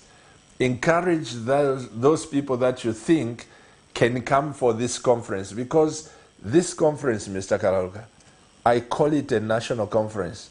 The people who came last week for the conference, their mindset, and what we are having in September, this will be a transforming conference. So it doesn't matter. we are educating everyone, we are empowering everyone, and like I say that I cannot disclose at the moment what we will do for Camnet TV viewers and those that are in our database. We certainly are putting things in place. So I'm so thankful, Jonah. Let me leave Mr. Kalaluka to answer that question before we close the service. Yeah, so thanks for the question about vocational training opportunities for people in rural areas. You see, the Young Africa model, so the vocational school whose board I chair is called Young Africa Zambia, and the same model is in Zimbabwe and Mozambique, a few other countries. What we've done as a strategy is to first of all set up in places where there's high population density. So where there are a lot of young people, so we can have we would like to have a big impact. So, for example, if we set up here and the way we initially set up in Bauleni, and now we've set up another one opposite UTH at YWCA, is because the catchment area, there are many more young people, thousands of them nearby, that we can reach through our work. But it's not restricted to the people in Lusaka only. For example, if you are able from outside Lusaka also to be able to come here, we can also look at possibilities of giving you scholarships. It's possible. Within our strategy, what we want to do now is to have an outreach vocational training program. So we are in the process of maybe acquiring mobile vehicles that will have some equipment that we can use to actually go out into the rural areas and train people. So mobile, to go out and teach, but we need to have a core center, and the core at the moment we'll put it here in Lusaka, but we'll have an outreach, and with that outreach we'll be able to reach certain places. But the condition for that again is that you would have to be organized, you know, you'd have to be in groups, because if we traveled, let's say to Kalumbila or to wherever, and then we just go and meet 5 people, then if you look at the cost of you going there and everything else, is too much. So we need to be able to go to a place and find huge concentrations of people who we then share knowledge with. But my contact, Pastor here will have my contacts, and if you want to contact me and to get more information about what we're doing, I'll be happy also. Yes, come also to the conference. To the conference, let them come and meet you and meet. You see, what we are doing, Mr. Kalaluka, we are opening up Zambia. Zambia is too big for one person. Yeah. You know, Zambia is too big. Like I said, Mr. Mpondera just said, Pastor, this vision that you have, you need people like Nkrumah. You need people like that one. And I thank you, Mr. Mpondera. I know you are watching. And the other professors. Yeah. I think what is happening in this nation, others will wake up when it's too late. I normally say, Mr. Nkrumah, that there are 4 groups of people in every groupings, whether it be in church, in the nation or whatever, 4 groups. Group number 1, those who make things happen. Group number 2, those who wait for things to start happening, then they will join. Yeah. Or sometimes they don't even join. Yeah.